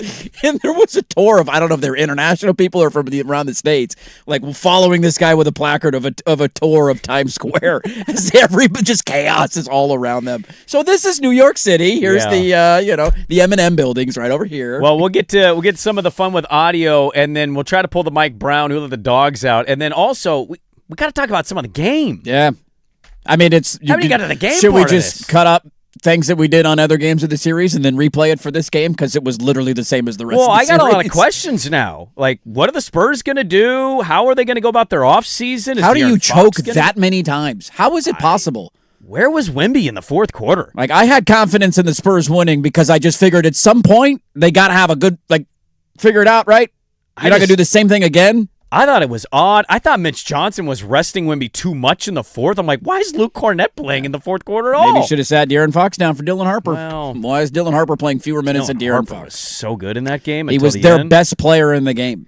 We'll get to the game. We'll get to the audio. Hour number 2 rolls on. Dirt and Sprague 105.1, The Fan. Now, here's a quick look at Portland traffic. Vancouver into Portland on 205 southbound traffic is very slow across the Glen Jackson Bridge. Then it's clear after Airport Way on your way to I-84, 84 westbound. A bit slow after Halsey on your way to I-5. I'm Sam Tidrick with traffic. This traffic report brought to you by Battery Exchange. Don't hit the road without a free battery check at Battery Exchange. RVs, boats, golf carts, or cars. We power all your summer fun. Stop in today and use code BXT10 to save 10% or visit batteryexchange.com. You know that Big Bargain detergent jug is 80% water, right? It doesn't clean as well. 80% water? I thought I was getting a better deal because it's so big. If you want a better clean, Tide Pods are only 12% water. The rest is pure, concentrated cleaning ingredients. Oh, let me make an announcement.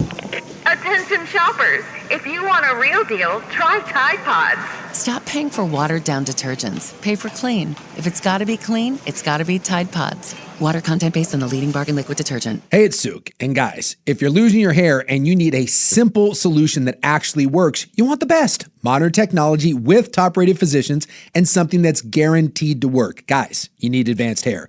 They've completely redefined hair restoration, from the experience itself to their unmatched results.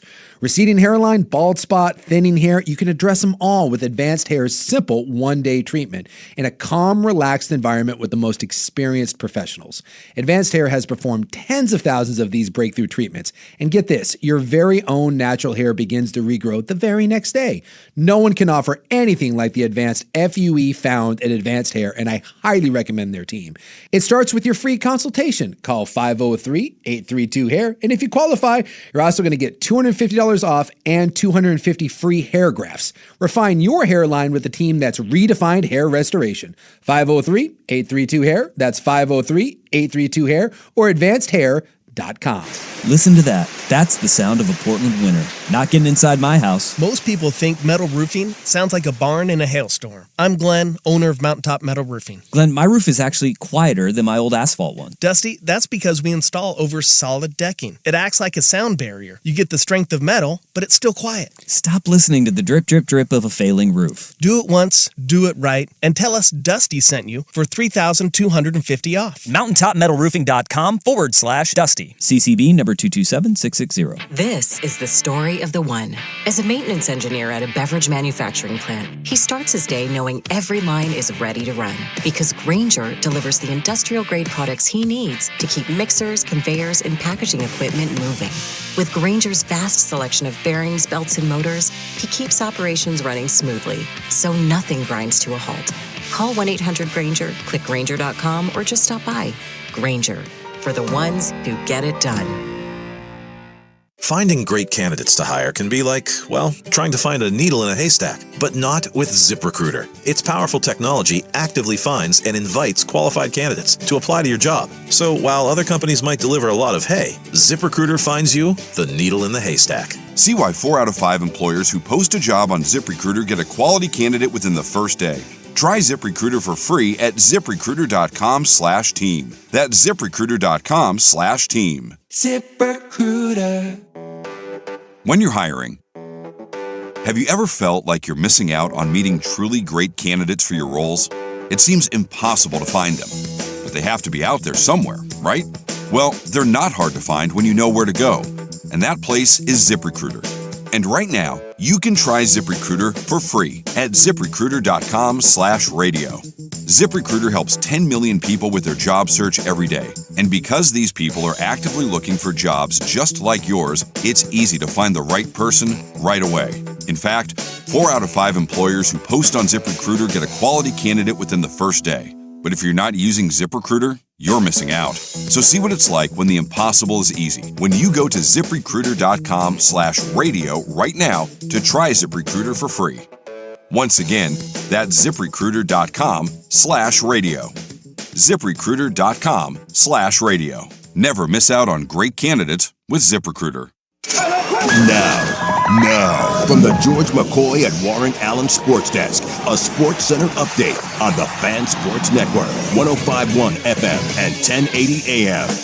First on the Fan, the Carolina Hurricanes raising Lord Stanley's Cup in Las Vegas Sunday night. It's their second title in franchise history, 20 years after its first. They shut out the Golden Knights 3-0. Captain Jordan Stahl named Conn Smythe a winner as the most valuable player in the playoffs.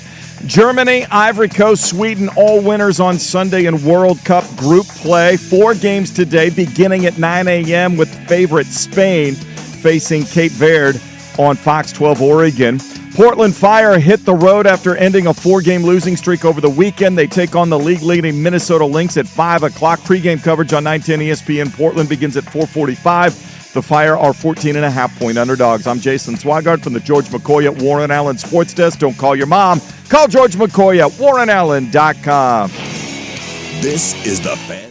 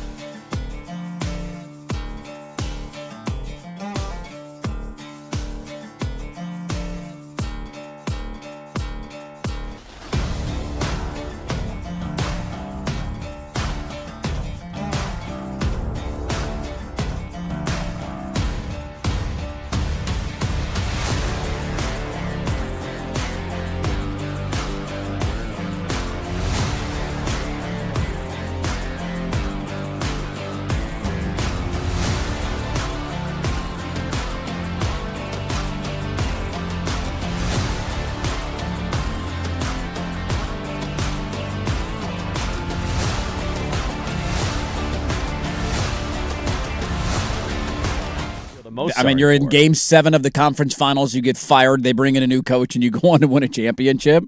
Did Steve Kerr win it his first year in Golden State? Yes, he did. Year 1. So it's Mark similar. Jackson was on the call. Yeah, that's right. He's I on just ESPN. rewatched some of the games. Golly. I mean, he helps build this thing up. Greatest shooters, I want to ask you this.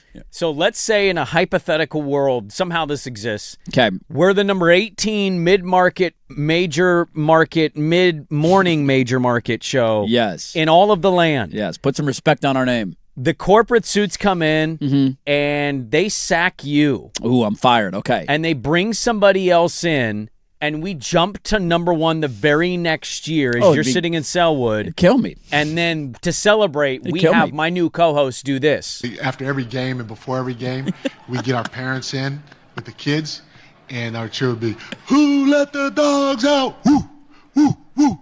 Who let the dogs out? Woo, woo, woo, woo." So that's for all you older. They're adults now, right? I'm with you, Yeah, Mike. they are. You're still in Selwood listening to this celebration dogs speech. back in the day that were 6 and 7 that are now like 30. A lot came from there. But my players won't do that cheer, though, for some reason. My current Losers. His approach has been great when he's not barking like he did the other day. Yeah, I don't know what that was. You've been here before. You've been to the finals before. It was many years ago. But I'm thinking you prefer this outcome a little bit more. Hey, who let the dogs out? Who let the dogs out? We got some dogs on this team. You're damn right you do, Mike. New York City is full of dogs, and we came to get it. Who let the dogs out? Can't stop. Once you start, it doesn't stop. There's no end to it. He's the only one barking. You go on forever. It's the never-ending song. There's no cutoff point because once the dogs start barking, they don't stop barking. I don't remember the year that song came out, but I remember when it came When out. did that song come out? I'm going to teach Teddy Who Let the Dogs Out. That's my goal today is to teach him Who Let the Dogs Out. Hearing like after a couple weeks 2000. The Baja Men in 2000. The Baja Men. Yeah. When it came out, I want to say a month in, it was still on like TRL, and I remember going, "Who likes this song? Who listens to this?" Evidently, Mike Brown. They say boom, boom, boom. Once you hear them, sometimes they stick with you. Who Let the Dogs Out sticks with us all these years later. Is that the same song? No, they're different. I'm just thinking of songs. Is that also the Baja Man? I don't know who did Boom Boom. I don't think that one's Baja Man. Who did Boom Boom Boom? But when you go back and listen to it, what do you say? Hey-oh, hey-oh. What do you say? When you said boom, boom, boom. I think you love these songs. I do. I think you're I'm Mike not Brown. kidding. I'm not joking. I want to let the dogs out. I was yelling it in my living room on Saturday night. Y'all ready for this?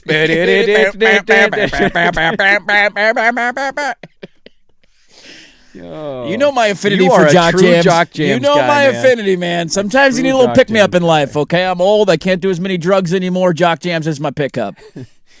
Oh my God! All right, let's talk about the game part. Let's here. do it. It was the same game as the whole series. We'll play more fun with audio. We got Yeah. more audio we need to get to, but yeah, it was one of those weird. Like, it was a good series, but it's done in 5, and I compelling. Every believe- game was good, but I cannot believe I'm saying this.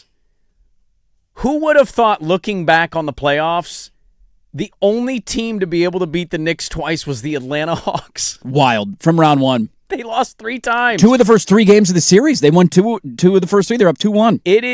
It's all time to put it in perspective. Aside from the Knicks winning it, it's debatably the greatest run in playoff history. 16-3 run, yeah. with the biggest point differential. They were plus 15.4. Yeah, I think it's interesting because you have, and this was the storyline when they, the 29-point comeback in Game 4, which, all but ended the series, Which right? I want to ask you this, not Yeah. to interrupt, but I'm glad you brought it up. if they win the title in the Garden, there's no doubt like how much more special it feels. I mean, picture the scene from Game 4, but now it's a championship celebration. So I was going to say, I don't know if it's any different than what Game 4 provided. It felt like a win, but it wasn't. Like, you still got to go do it. They were all but there for 40 minutes after the game singing Frank Sinatra. Nobody could leave. And I think if they win the title, it's the same visual. You're not wrong I there. think that's why it felt so special. You're not wrong there. It's. I think when you get a series that is this compelling and competitive that somehow ends in 5 games, it's one of those unique ones, right? We talked about this going in, that not every great series has to be a 7-game series, and that's an argument you've made, because this certainly was a very compelling NBA Finals. Never did I have a moment where I turned it off or didn't care or wasn't compelled by what was on my screen, even knowing that New York was probably going to win this series because it's a 3-1 lead, but not sure when exactly it's going to happen.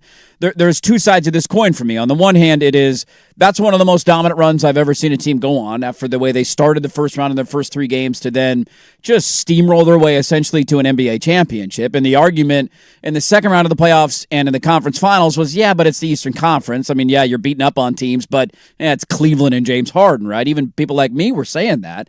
I can't then flip it when I see them do to a team something I didn't think that they would do. I thought the Knicks had a shot to win the series. I didn't come in saying there's no chance they can win. Never in a million years did I think the Knicks would win the series in 5 games. Never in a million years would I do that. So I'm not going to turn around and all of a sudden be like, well, the Spurs are young and they're not ready yet, when that certainly wasn't the opinion when they won Game 7 in Oklahoma City and punched their ticket to win the conference finals and go to an NBA championship. But as much respect and credit as we give New York, and I'm glad that's the focal point and the starting point of this, because it's a massive story and it's one of the biggest championships in our lifetime in sports, considering the drought that they were on. Yeah. It's also simultaneously, I don't know how that's not collectively the biggest choke job I've ever seen, because it's not one 29 can't point beat game. The Warriors 3-1 blown lead. That's never happened. That's in NBA fine. history. You don't want to put it there. That's fine. The Knicks only led for 20% of the series. Of actual game time, I think it was 69%. The Spurs, they led for a total of 23.6% of the series, which is by far the lowest number since 1971. Yeah. It's one thing to blow one lead. All right, we blew it. Oh my God, how'd you blow that? That's they did it in Game 1, they did it in Game 2, they did it in Game 4, and they did it in Game 5. And that's why the joke is basically it was the same series. Like I don't know. I'm having a hard time racking my brain thinking of a collective, and this is coming out of winning Game 7 in OKC against the Thunder. So it's like, I can't compute. I know. I'm with you there. They peed down their leg in every big moment of the series, and it went all the way up until the end when they had a 10-point lead with 7 minutes to go, and they took a dump in their pants. This you're not wrong, but and I know this is weird to say considering we watched them win in OKC in Game 7. One, let's have a little hindsight in this sense. OKC was really banged up. You're not wrong. Their second best player he played 4 minutes or 8 minutes, whatever it was. The guy who's supposed to be the third best player was emasculated in the series. Yeah, and he got he got castrated by Wemby. Like and they only lost that Game 7 by X amount of points. And I said this going in. Part of the reason I picked the Knicks, one, I thought they were playing great basketball. Two, I didn't view the West as like this dominant factor over the East the way other people did. And three, I wondered if the youth would catch up with them. And I know that sounded maybe stupid in the moment considering they won Game 7 in the West Finals. The finals stage, it just elevates even more. And I think as much as it breaks your brain, the reality is, man, they played like a bunch of young dudes who hadn't been in that level of pressure, whereas the Knicks, even if them as a team hadn't been in the finals, Brunson won a state title. He won a high school state title. He won a college national championship, and he's been in big playoff games before. All the other guys for the Knicks, OG Anunoby won a title with the Raptors. Mm-hmm. Didn't play a lot, but yeah, he was on that team. Josh Hart's been in the league for a long time. Cat's been in Western Conference Finals. Like, these guys are a group of guys. They weren't playing Dylan freaking Harper high-level minutes and saying, please do something for us. As great and as unicorn as Wemby is, Wemby had never been in the playoffs. And I know the West Finals is a big stage, but to me, it looked like a young team melting down. Castle was terrible in that game. Oh, he was horrible. He didn't score until that putback dunk. He had a putback dunk at the end. He was 0 for 8 or 0 for whatever he was from the floor before that. And as that. a basketball diehard, I love hoops. I have no other explanation for what you're saying than to lean into the history of the league, which is no young team just does it right away. They have to experience a you setback. have to do it, yeah. Sometimes it's second round. Sometimes it's first round. Sometimes it's conference finals. For them, it was the NBA Finals. And they got absolutely exposed for being young, being immature, and not having the same chemistry and just kind of experience on their side the way the Knicks did. Yeah, there's no doubt they had the youth angle of this series. I just, somebody added up the mathematical, for all four of the probabilities. Yeah. So the Spurs, in every game that they lost in the series, in game one, they had a 91.6 winning percentage when they were up by 13 midway through the third quarter. Yep. In game two, they were up by 2 with a minute left. They had a 72.8% chance to win game two. Yep. Game four, is obviously the biggest. 20-point lead with 9 minutes to go in the fourth quarter. They had a 99.6% chance to win that game. And then finally in game 5, they're up 10 with 7:54 to go in the fourth quarter. They have a 95.4% chance. If you add all of those together, the odds of the Knicks winning all 4 of those games in those moments combined is 237,867 to 1. Yeah. It's something that you've... It was a special run by the Knicks. It's insane. And I certainly understand the youth angle, and I certainly, they ran out of gas, and OKC was banged up. I believe all that. I'm not saying any of it's wrong. It just... To see them do the same thing in every game was mind-blowing to me. It's one thing for a young team to get to the finals. You have Orlando, Houston back in the day. You blow the big lead in game 1. It's this team that got through Chicago. Oh, dang it. And then you're kind of like a deer in headlights and the rest of the series doesn't go according to plan. You get bounced quickly. It's another thing to see a team do the same thing 4 different times with the same outcome 4 different times. It just was wild. Yeah. They built a lead. They looked great for 3 quarters. Yep. And then just nobody could get a bucket in the final 8 minutes of the game. I feel like Brunson deserves more of the attention and conversation. What are we to do with Jalen Brunson now? Yeah. Because the history of the league is going to suggest quite a bit. Whereas the other side is also, where was Wemby? Where were you, buddy? Walking off the floor, that's where he was. Think about what they were as a team after he did the whole I'm in your head thing. Yeah, not good there, Bob. Not great. We were heading for a 2-2 series tie back to San Antonio. As soon as you did that, man, and then he storms off. He doesn't tell anybody congratulations. I thought he kind of got exposed as a little bit of a dirty player. Yes, he absolutely. He should have had another flagrant in that game that somehow went uncalled. Well, I think he would have got suspended for Game 6 if they would have been won. a massive storyline. So there's a lot more we can get into. I want to get with some fun with audio. We got the reaction from New York. We'll get to that coming up next. Dirt and Sprague 105.1 The Fan. The Fan Golf.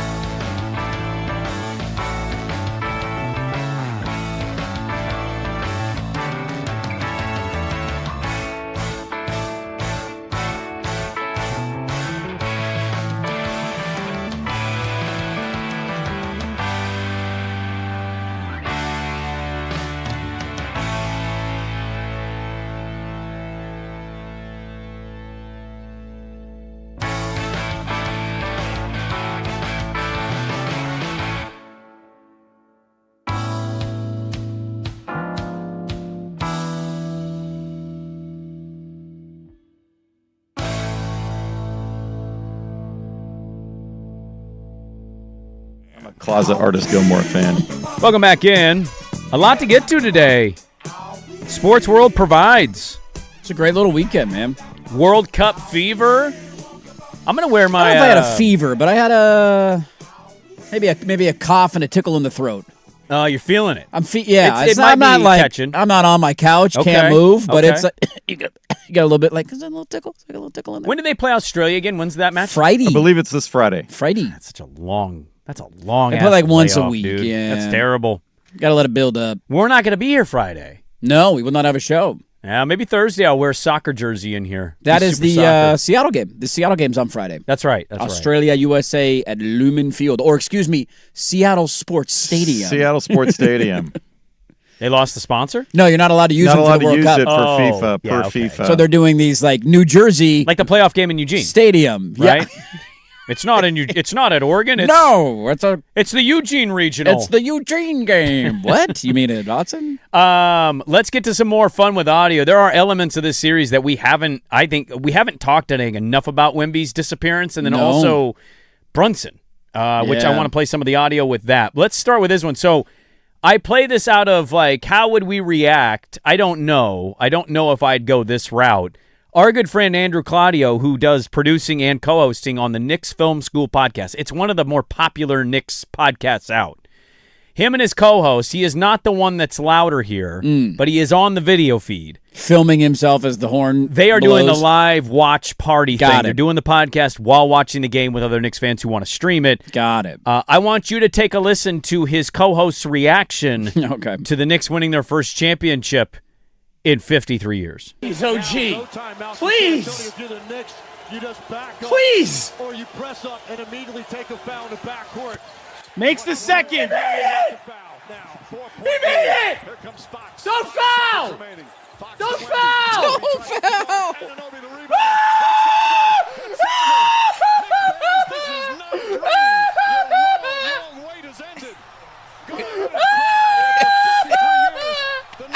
Finally, NBA champions once again. Okay, was that a dog squeal at the end? That's it. How quickly did we go from a scream to a cry? How quickly was that? Maybe 3 seconds. No tears to tears, because there was a quick shift in there. Why does he sound like Marv being electrocuted in Home Alone 2? Giving you one of those.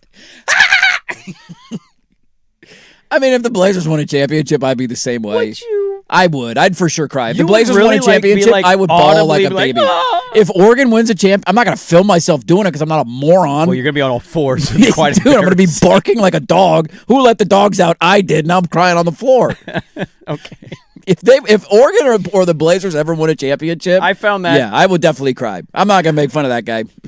I'm not making fun of him. I Yeah, just don't seems think... like you are. You're not a cry guy. You're not a cry guy. It's okay. You don't have to be a cry guy. But from a cry guy to another cry guy, I will tell him it's okay. Let those tears flow, buddy. Let those tears flow. You're a big cry guy, so is he at Knicks Film School. Here's another scene. New York City winning. Alicia Keys has a pretty famous thing, and here's New York City singing together.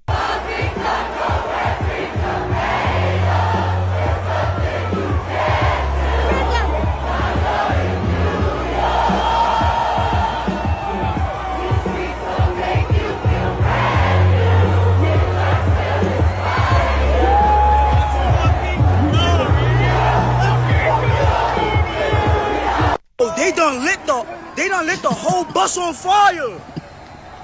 Nah, twin. Nah. So New York City singing together, lighting buses on fire. Got a little chaotic there. Oh, I got a little chaotic, and they went live. Let's go live to our field reporter. You How bleeped are this, the right? Knicks? Is this bleeped? Did you bleep it? Yeah. Okay. How are the Knicks celebrating? We did that. Let's get one. No, stop. Sorry. Well, let's pass to the best team in the world. Oh my God. All right. This is the danger of live TV. You can't control live television. Isn't that the way? Back to you guys while we get this under control. All All right. Well, we apologize for that, but there's a lot of people out there. Yeah, and, unfortunately, it is What one of did those you nights think where was people gonna are just happen? forgetting how to, Let us hold get some it under decorum. control. Dude, You're not going to get it under control. It's New York. Try and find that video if you can online if you haven't watched it. She looks appalled, She by looks the way. appalled She's and she's never like, heard the word before. Steps away from the camera like What it's the most world offensive. are you living in, sister? You are in New York City. Some of the biggest political leaders in the world are using this language now. And now we're offended that a Knicks fan, we effing won it. Oh, my gosh. First one in 53 years. 53 years, and you think people are going to be calm, cool, and collected after winning that championship? It's just ridiculous. It's the same as the reaction to people like, why are you driving through Times Square on the night of you don't deserve it, but you kind of deserve it. Yeah. Unless you're there for an emergency, you're just trying to go down and see what does it look like? What's the commotion like? People are going to jump on your car. That's what it looks like. Here's another. I don't know what this one is. This one says Knicks fans celebrating after the title. Let's take a listen.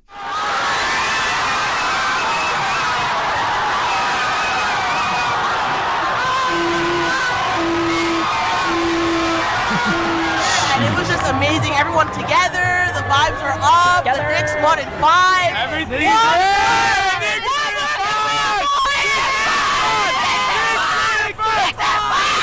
Like the energy of the fans. As you can see all season, we was everywhere. We was in every city, every town, representing our New York Knicks. It's hard to articulate what this team means at this time to this city, but I never thought I would see anything like this. I'm originally from New York, so to come back and see this kind of spirit is really special. I think the Nets need to relocate to Kansas City. Just get out. Just get Why out. are you I there? mean, they showed the 5 boroughs watching, and one of them was Brooklyn. I thought, is there a single Net fan that exists that lives in Brooklyn, New York? No, not a single one. I don't think they're a real team in New York. No, I don't either. I saw one video on Instagram. I couldn't find it on Twitter, so I wasn't able to pull the audio. Mainly because I can't remember my login for my Instagram. That's not good. But it was a really funny video. It was a guy, and he's like, everything in my life, everything has been about the Knicks. Everything. And he looked all mad. Right. And then they're like, but who do they got now? I got Jalen Brunson. He starts crying. He just starts saying Jalen Brunson's name a bunch. I'm going to do a poll question. If the Blazers win the championship, do you think you would cry? That's our poll. That could be our poll question of the day. Swag, would you cry if the Blazers won the title? I know like you a were baby. like 20 when they won the last one. I'd probably cry at the parade, too, to be honest with you. No, I don't think I'd cry if the Blazers won the title. I mean, he doesn't even watch his team in Game 7 of the World Series, so I don't know. That's a very fair. Brandman's I don't know next if to you. it's- Ask the Brandman Brandman. if he cried, because he If would the watch his Blazers- team win the championship. Yeah, he's shaking his head. Yeah. He's a homegrown Oregonian, been Trying to around think forever. right now. So, I think know there's a what? difference between two. Like, we've had our baseball teams win championships. Yeah. But it's not the city and area that we grew up in. You're a Braves fan and I'm a Giants fan. I was all alone watching Right. that. It's just there's a different feeling when it's like that. If the Blazers win a championship, and like just think of what your neighborhood sounds like in that moment. Yeah, there's probably fireworks going off. People are coming out like it's New Year's Eve, and they're banging pots and pans and screaming in the streets, and fireworks are going off. And if you live in like a Pearl or a downtown area, or an area with a lot of like everybody's out in the like, it just would be such a community feeling that would be totally different than you being in your own little world. Certainly ecstatic that your team won a championship, but you're not there. You're not at the parade. There's no hey, do I get my kids out of school to go to the parade kind of thing. It's totally different when it's your team in your city that does it. Yeah, and also to the point of asking Swag if he would cry, like the odds of him probably watching there's the a College tennis World tournament on. Series Yeah. instead of watching the Blazers clinch the title, I think Yeah. is a probability of 80+%. They got a tennis tournament in Queens this weekend we got to watch. Yeah, well, it's U.S. Open week. I got to get that is true. I got to get all my research done for that. He's watching his I can't watch an elimination game in US the Open, finals. U.S. Open practice rounds are going on, man. What are you talking about? Although, to be fair, the Timbers example still works because usually in a non-World Cup time, they're playing right now. Well, Now, they are moving the schedule, though, right? Next year, they're going to like a fall schedule. It's a rapid schedule. Yes, so we'll have a condensed So in the early future, that will not spring, apply. He's probably and going to then- watch Timbers T2 team. I got to watch the amateurs play Who this hit weekend. the game-winning three? I'll get to it later. Don't worry about it. all right? Blazers title. I've already lived through it. I don't need the second one. Yeah, there's not wrong there. I'll put the poll question up. Would you cry if the Blazers won the championship? You vote at Dirt and Sprague. A loaded third hour and a fourth hour. Dirt and Sprague, 105.1, Portland Sports Leader. It's time for Who's Stinking It Up. Do not go in there. A sports lowlight, ripped from the headlines. We couldn't do diddly poo. Brought to you by Three Mountains Home Services. Schedule your appointment online at threemountainshomservices.com. Oh boy, that's a granny to deep right. Put a 4 spot on the board. Willie Castro. That's Rockies TV. Willie Castro grand slam. They beat the A's 23-9. Okay. That's the second most by a team that entered the day with the outright worst record in Major League Baseball since the 1900 year. Not a lot of baseball on my old tube this weekend. They're still playing in Vegas, I know that, where it's like 8,000 degrees and it's like hitting a fly ball 160 feet and it goes out. So hopefully they get back to playing in an actual Major League ballpark at some point, which might not take a couple of years. Who's stinking it up? Baseball in Vegas, brought to you by Three Mountains Home Services. You know that slow drain you've been meaning to deal with? Call Three Mountains Home Services today and they'll clear your stubborn drain with an accessible clean out for only $59. Plus, at the same time, provide a free estimate for a mainline replacement. Easy to schedule appointment online. ThreeMountainsHomeServices.com. Hey,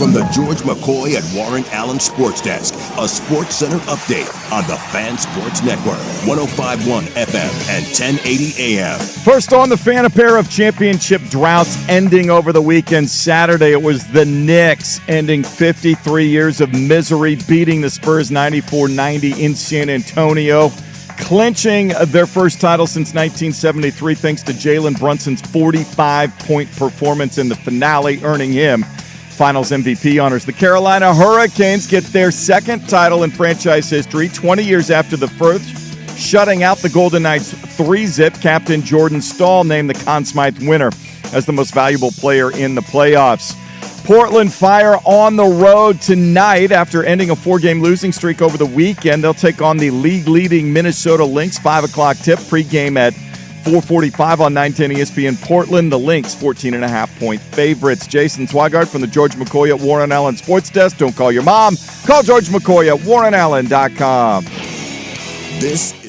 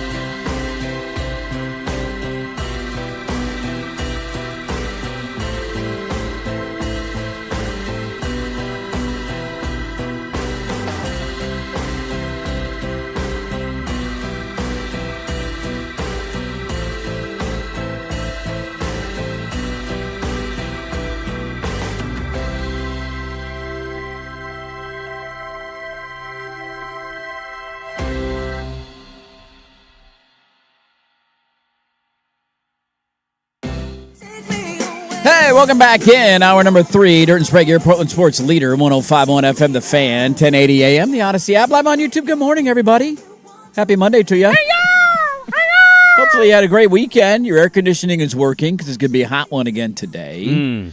Going to be a little steamy out there today, boys. A little steamy out there. Yeah. Might need to... Time to drop trout and hog out. Walk around naked, man. Cools everybody off. Spray yourself off with the hose. Find a way to beat the heat. Lots to get to in this hour of radio. We got a few things from the weekend we haven't talked about yet today. We have not talked about Team USA's dominant win on Friday night. The greatest game in men's soccer history. It's the best one that I can remember watching, and I don't know that many off the top of my head, but it's the best they've ever looked according to my, average eyes. It's a real take, even though they've been further I had to text Pete Harris. I said, you got to stop poo-pooing this team. This is our year. Look at these guys. I don't think he poo-pooed He's poo-pooing. He thinks they're going to get smoked in the quarterfinals. I said, bro, are you watching he has it? them coming out of the group stage. Are you watching this right now? This ain't a team that's getting smoked. We're going all the way this year. Also, the blowback of expanding the field has really caught on. Yeah, a lot of blowouts. Did you see the Carousel guy when he scored the lone goal for them against Germany? He just stood up amongst everybody. He's like, I did it, dude. I scored a goal in a World Cup game. I don't care if it's 7-0. And he scored on Germany. I got one on Germany. Yeah. I'm remembering. Give me that ball. Oh, no, I'm talking about the fan. There was a live watch party, and it was all Germany fans. One guy stands and there was up. one Carousel fan, and they scored, and he was like, woo! And it was just like looking at him like, what? Now it tied the game. But yeah. Oh, it was 1-1 tie at the time. I think it was a 1-1 tie, and they ended up losing 7-1. I think they all knew probably how that one was going to end. We'll start though in the NBA Finals because there's a lot that we haven't even unpacked yet. It was about as compelling of a 5-game series as you could ask for. Usually in 5-game series, you're like, all right, this thing's been over for a while. We kind of knew the winner at the outset of it, and that wasn't necessarily the case with this series. San Antonio kept building leads and then finding ways to lose them. We've talked a lot about the Knicks and their team building, and I definitely have more on that and more on the Brunson angle of it because I think it connects here locally to something we have felt as a fan base. But let's get to the Spurs side of it a little bit more. So you get a San Antonio team making their first legitimate run in the play, like first time they've been with this group. Last year they missed it when we get shut down at the end of the year. Make it all the way to the NBA championship. I appreciate them knocking OKC off and continuing our streak of 8 consecutive different champions, and I think there's a really good chance that we have a 9th different next season.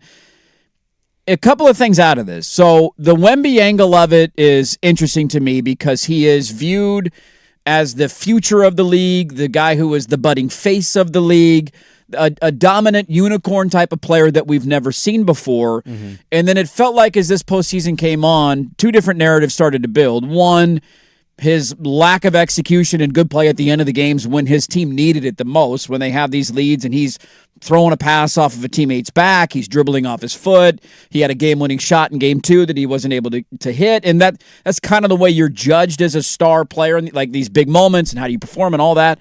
And so there's a balance of wanting to hold him to that standard while also acknowledging how young he is. And then on the other side, then maybe this was around more and I just wasn't in my NBA bubble yet. Has he always been known as a dirty player? Is this more of a recent kind of growing storyline? Because I don't think there's any question that from the start of the playoffs to now, it feels like from my vantage point, there has been a bit of an opinion shift on him of, wow, this is kind of crazy. He's this French guy who's psychotic about basketball, too. This guy's kind of a bitch and a dirty player. And there were a lot of things that he did throughout the series. And not just this series, right? Going all the way to the elbow in the Minnesota series and getting tossed out with a flagrant 2. Like, it just kind of built up for him of all the way to the culmination of Game 5. He should have been ejected for landing under or stepping under Brunson when he was trying to land. Yeah, I don't know. I think it comes off of when he shoved Brunson with his hand on the head area. The top and of didn't the get head. anything. Yeah. Was that Game 1 or Game 2? Game 1? Well, that was in New York, wasn't it? Yeah, I couldn't remember if it was. Oh, yeah, you're right. I think it was Game 3. Touche. But Marbury did a video in his car, and he basically was like, let me tell you right now, man, these international players, they're dirty. And the NBA is not as aware of this until they experience it firsthand. And he started going off about it. And I think this. I'd never heard the reputation of Wemby being a dirty player. Part of the offseason, the growth for him, because he said they were going to go to Game 7, that they thought they could win the series. They're the better team. He basically said as much in the postgame, too. He's like, we were the better team. He said we dominated the majority of the series. Which he's not wrong statistically. He's not wrong. They led for the majority of the series. But people don't want to hear it when you lose. He lost in 5. You got a gentleman's sweep. Yes. I picked the Knicks to win in 7, and that was just me picking an experienced team to win on the road. I'm shocked, legitimately, they were able to do it in as quick a work as they did. Now, the comebacks, the historic stuff, that certainly is part of the conversation. What I learned about Wemby, one, he needs to develop his offensive game more, which is crazy to say because of how good he already is. When he's so dominant on the other end of the floor, he's an inverse of some of the modern players. He is. Luka, who's dominant offensively, but doesn't do a lick on defense. But like when it was really kind of nut up or shut up time, to quote the great Dan Lanning, did you feel like he did it? No. Where was he at the end of the fourth quarter of that game? Nowhere to be found. I thought he was nowhere to be found. It didn't feel like he wanted the ball a whole hell of a lot. No. And so I think he's got to work on that. And the other aspect of this, and it goes to the dirty part, maybe this is just who he's going to be. But this was his first playoff go-around.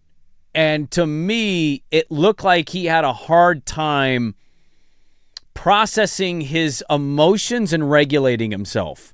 Take the Minnesota series. They were being super physical with him in that series. How do you respond in one of those games? Got tossed out by throwing an elbow. Clean elbow right to the jaw. Cock back on Naz Reid's neck. In this series, the Jalen Brunson shove, the put your foot under Jalen Brunson's landing zone.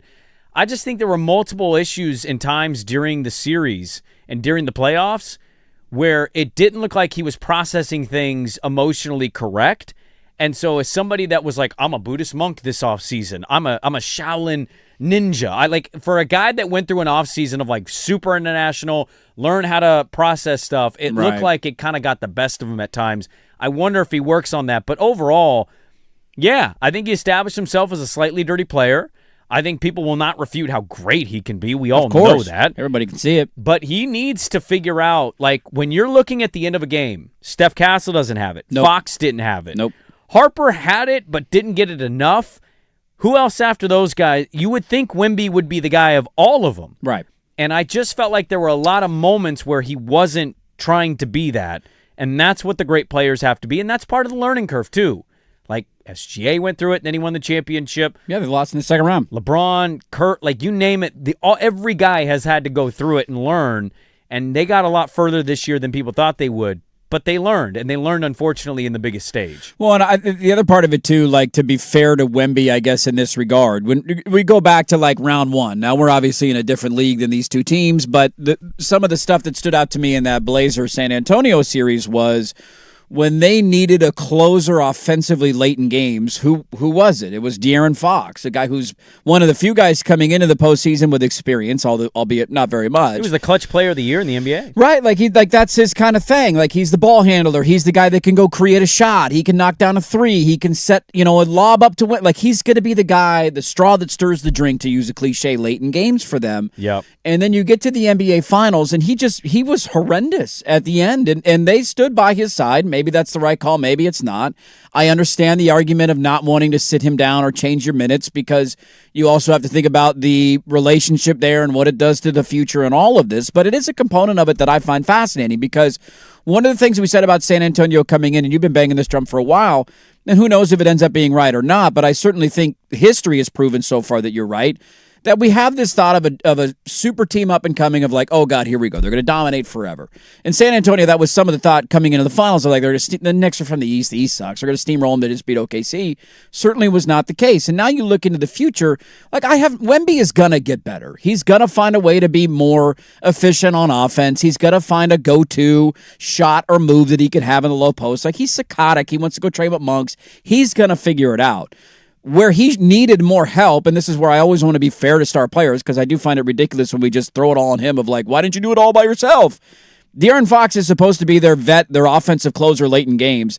He was horrendous the entire NBA Finals. He had a tough finals. One of the worst performances I can remember seeing. He shot 32% from the floor, 25% from three. His field goals in the 5 games of the series. In game 1 in the fourth quarter, 0 for 2, loss. Game 2, 2 for 2. Hey, not bad. Still lost the game. Game 3, they won. He was 2 of 6. Game 4, they blow a 30-point lead. He's 1 of 5 from the floor in the fourth quarter. And in Game 5, he goes 0 of 4. Your starting backcourt in the deciding game of the NBA Finals. Yeah, it was terrible. Was Stephon Castle and De'Aaron Fox. They played a combined 69 minutes. Nice.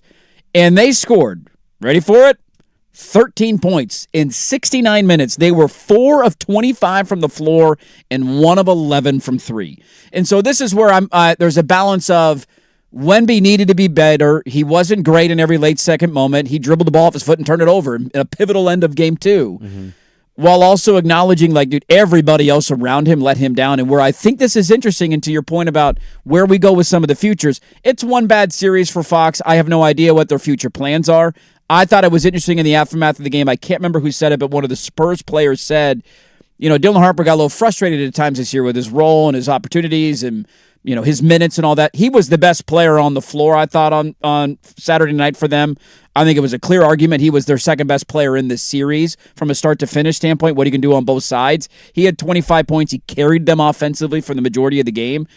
De'Aaron Fox's contract just kicked in, and his numbers go to 53 next year, 57 the year after that. The last year of his deal in 29-30, he's going to be 32 years old, making $61.3 million. And to the idea of a dominant run, that I don't know if it's an elephant in the room. Maybe it's too soon to say that because it was one bad series. That is a massive storyline out of this finals for me of what is De'Aaron Fox? How does he fit into their future windows? Because they have a guard coming off the bench who is ready to start and play right now, and he will next year. And what in the world do you do with De'Aaron Fox? Well, you don't want to overreact to losing in the championship. I think the best franchises in sports don't overreact, but also you have to address the elephant in the room, which is Dylan Harper's ready to go. He's ready to be a guy. You cannot perform like that in the finals as a rookie and tell me you're not ready to be handed kind of the reins to that thing with Wemby. Yeah. So if they trade De'Aaron Fox this offseason, I wouldn't be shocked. I don't think anybody would. Devin Vassell cannot be your third best player. No. When you look at the NBA Finals and you rank the best players for the Spurs, you would say Wemby 1, Harper 2, and it was Devin Vassell. Probably, yeah. On a per-game basis, that dude did not miss. He was lights out in the Garden, and he was kind of one of their go-to scorers because Fox was struggling and Castle didn't have his offense humming. I just, when I look at the NBA right now, as we had, our 8th straight different champion, half of those are small market teams. Yes, they are. So that's an important note here. And the other part is, and I'll say it now, like, I know we haven't talked about Brunson and played the audio of his dad. I think we're going to have 9 straight. I don't look at the Knicks as a repeat team. I thought it was easy to look at the Thunder as one because of how young, and then the Spurs came along this year.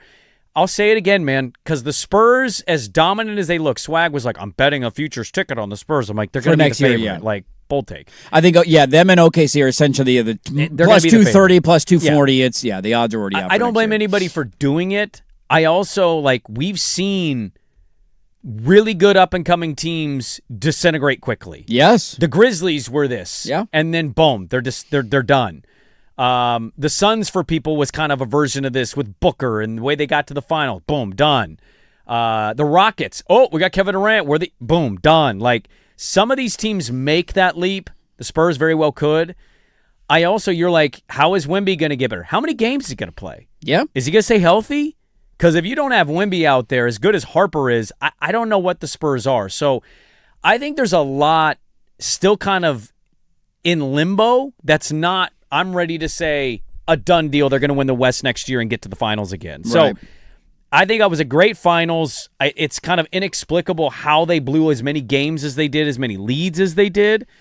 But it leaves me hopeful as a sports fan knowing you have 8 straight different champions, and every single run we're like, that's the next dynasty. That's Here it comes. Next. Here we go.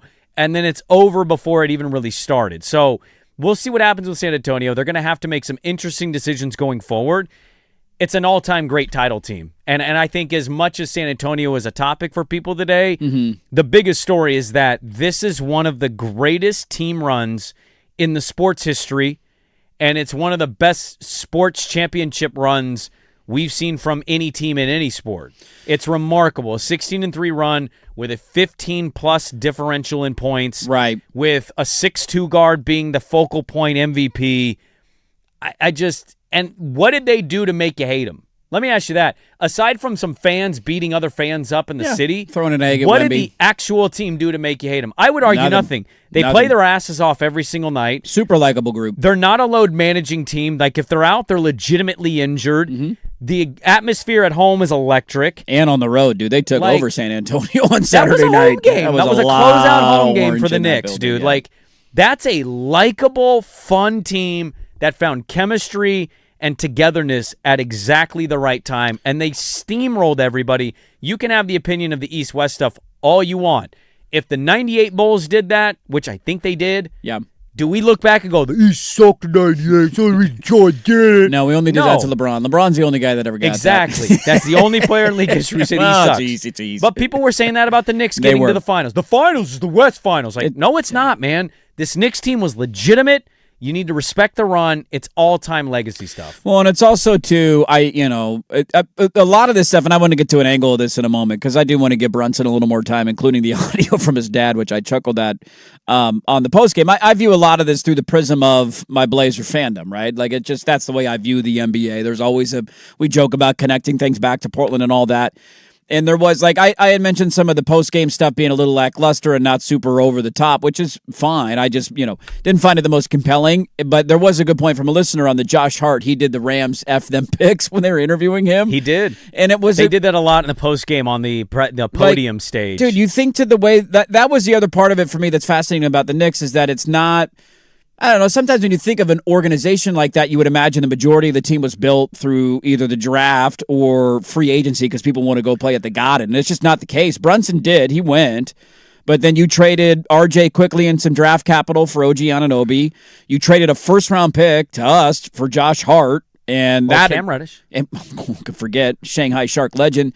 What are you doing? That at the time, I remember being like, you're trading for some people around. You trade first round pick for Josh Hart, really? Josh Hart can't shoot, can't score. Ended up being super important to them throughout the series. Obviously, Brunson as a free agent. The Randall for Cat shakeup, which was a massive roll of the dice because Randall had been one of the faces of your franchise. But I didn't you felt view like, that as a mass. I know. That was a trade around the NBA circles. I remember caused a lot of it. And Cat is this guy who's like Jimmy Butler just punked him in a practice with third teamers and all this. Like you trade all these draft picks for Bridges. Like you rolled the dice. You got to Game 7 of the conference finals last year. You were a shot or a moment or a possession away from winning the East and going to the NBA finals. And how did they respond? They fired their head coach, which was crazy. We gave our coach who had a 28% winning percentage extension, and then he got arrested by the FBI. Yeah. But I digress. They fired their head. It was just, it was the epitome of a let's roll the dice again, roll the dice again, roll the dice again. And they were aggressive, kept trying, and it all came together this year, and they won a championship. Well, and they're also run by guys who have been around the sport for a long time as non-front office people. Yeah. Worldwide Wes and Leon Rose, like these guys are in the player business, not the NBA front office business. Now they are handed the keys to the franchise. Dolan doesn't know what the hell he's doing. That was a roll of the dice on the coach, and it's a roll of the dice with 5 picks for Bridges, a roll of the dice for a first and a player for Hart. Like, these are all rolls of the dices, and it broke their way. Mm-hmm. I don't know. I think you were out that one. I think it was the day you went. It was either you were sick or you were golfing. I did a segment. ESPN wrote an article on this topic. It's interesting you bring it up. The roster construction of it. Roster construction. The history of the league, you know what it suggests? At least since, I think, what was it, 2000? You're not winning the championship with number 1, 2, 3 players. And in fact, you mostly don't make the playoffs with those guys. It's kind of crazy. Now, the Spurs are kind of the exception to the rule. There's guys you can find that are top, first round, number 1 overall picks. But when you look at title-winning guys, it's largely guys out of the first 5 picks. Yeah.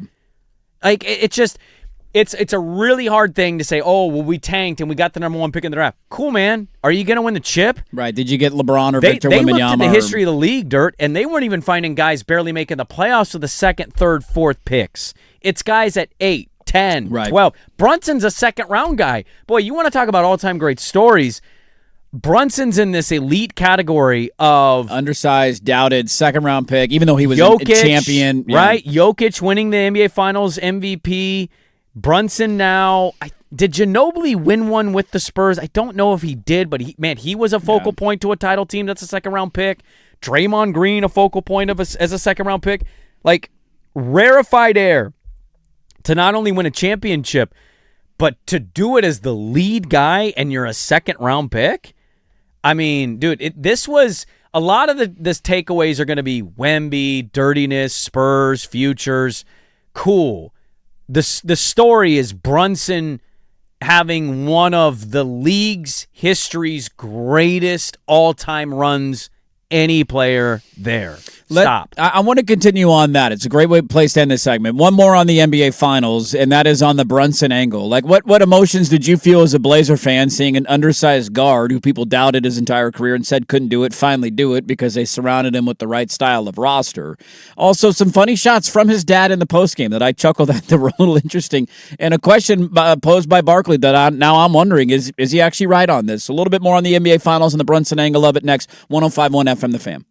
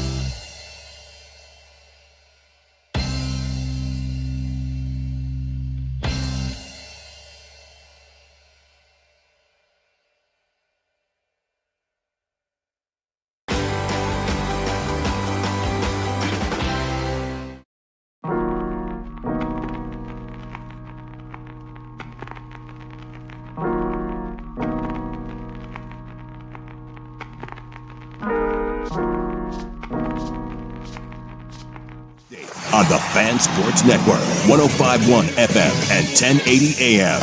First on the Fan, it was a championship weekend beginning in the NBA with the Knicks' 94-90 win in San Antonio Saturday night, ending a 53-year championship drought. Jalen Brunson, 45 points in the finale to win MVP honors in the finals. Sunday, it was the Carolina Hurricanes' turn, ending a 20-year drought for their second Stanley Cup championship in franchise history, blanking the Golden Knights 3-zip. Captain Jordan Stahl named the Conn Smythe winner for the most valuable player in the playoffs. Germany, Ivory Coast, Sweden, all winners on Sunday in World Cup group play. Today, 4 games on the slate beginning at 9 o'clock with the favorite Spain facing Cape Verde on Fox 12 Oregon. More sports scores and stories in 30 minutes. Jason Swigart from the George McCoy at Warren Allen Sports Desk. Don't call your mom, call George McCoy at warrenallen.com. This